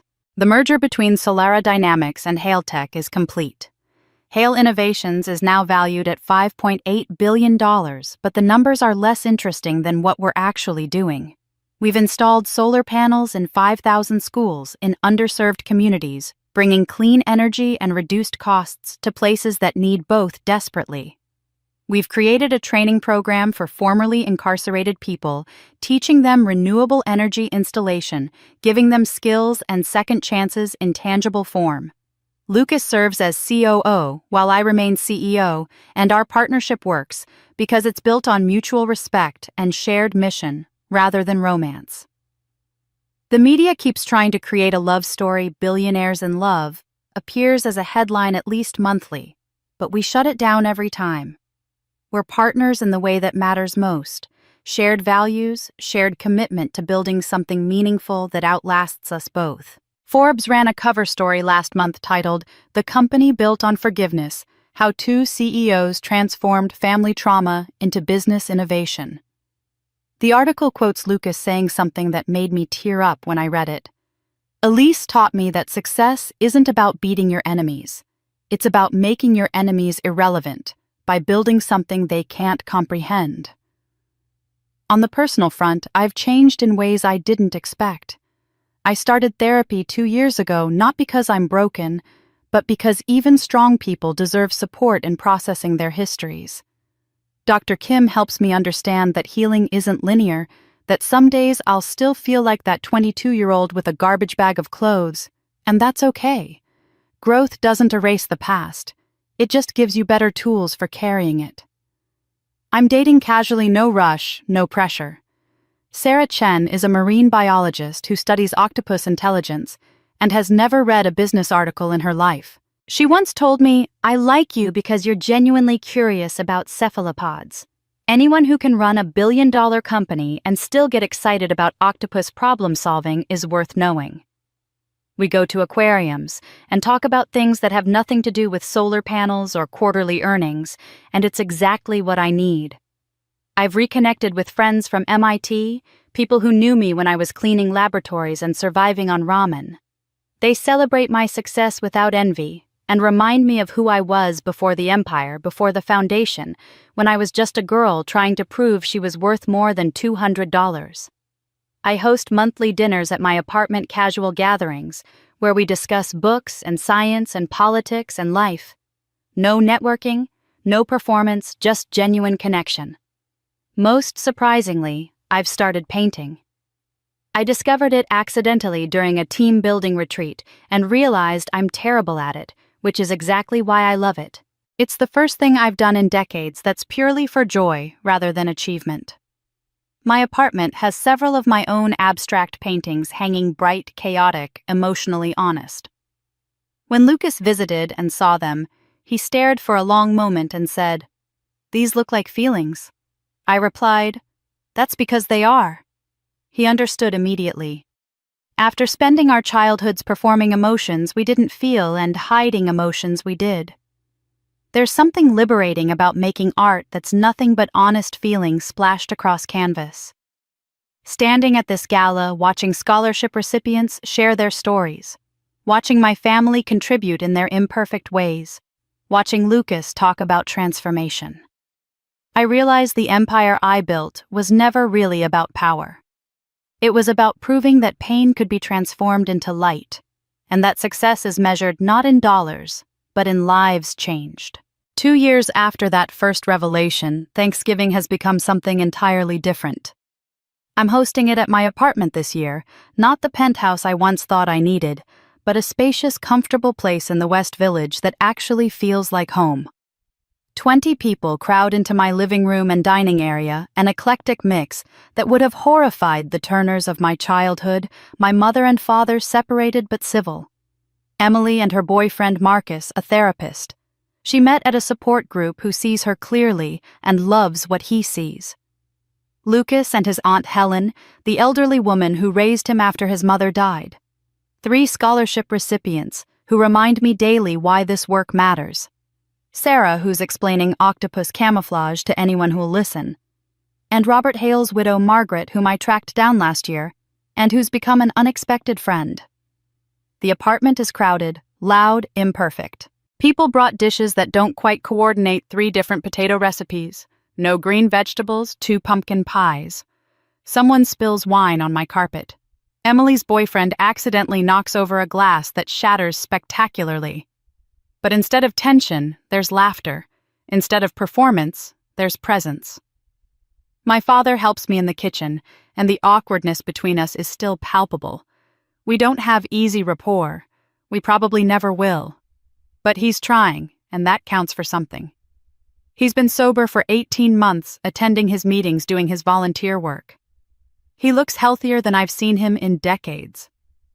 "I'm proud of you," he says quietly, handing me a serving dish. I know I have no right to say that, but I am. I pause, considering my response. 2 years ago, I would have thrown those words back at him. Now I just speak truth.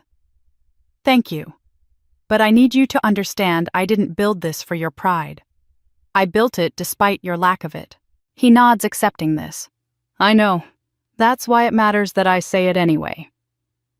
After everyone leaves, after the dishes are washed, and Sarah has gone home, and the apartment is quiet again, I sit in my study. I pull out my journal and begin writing a letter, not to send, but to preserve. A letter to the girl I was at 22, sitting alone in that bus station at 2:47 a.m. with $200 and a garbage bag of belongings. Dear Elise at 22, I write. You're sitting in the dark right now, wondering if leaving was a catastrophic mistake. You're terrified, alone, convinced you've ruined your life. I'm writing from 15 years in your future to tell you you didn't ruin anything. You saved everything. The years ahead will be brutal. You'll work until exhaustion becomes your baseline. You'll survive on ramen and determination. You'll cry yourself to sleep wondering if you're enough. But here's the truth you can't see yet: you already are enough. You always were. The people who couldn't see your worth were measuring with broken instruments. You'll meet Robert Hale, who'll teach you that failure is only refusing to rise. You'll build an empire, yes, but more importantly, you'll build yourself. You'll learn that validation from people who never valued you is worthless.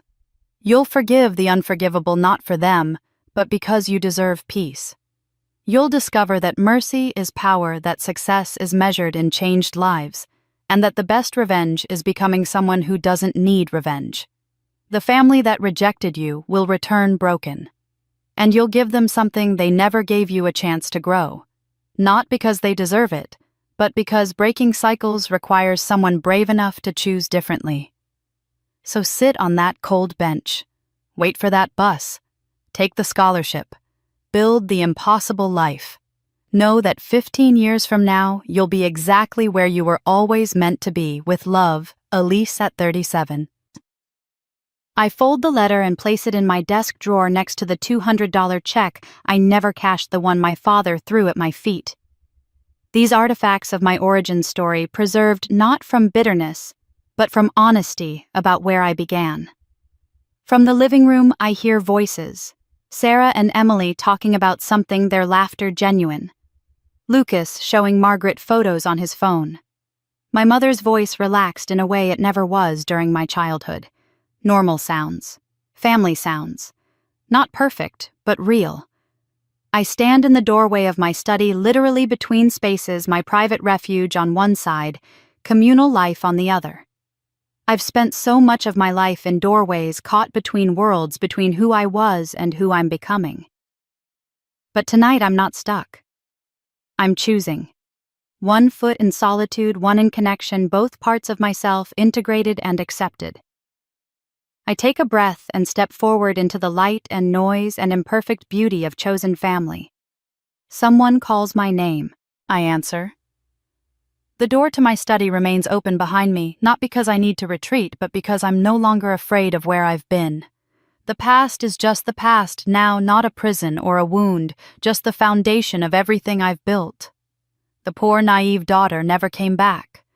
The woman she became finally went home, and home wasn't a place anymore, but a choice she made every single day. And that's where Elise's story brings us today. From a daughter worth $200 to a woman who built a $3.2 billion empire, but more importantly, a woman who learned that true wealth isn't measured in bank accounts, but in broken cycles, transformed lives, and the courage to choose mercy over revenge. Her journey reminds us that the families who reject us don't get to define us, and sometimes the most powerful thing we can do is prove them wrong by becoming exactly who we were meant to be all along. Now I want to hear from you. Have you ever been underestimated by family or people who should have believed in you? How did you prove them wrong? Or are you still on that journey? Share your story in the comments below, because your experience might be exactly what someone else needs to hear today. And if Elise's story resonated with you, if it reminded you that your worth isn't determined by anyone else's opinion, please hit that subscribe button and turn on notifications so you never miss stories about resilience, redemption, and the incredible strength it takes to forgive without forgetting.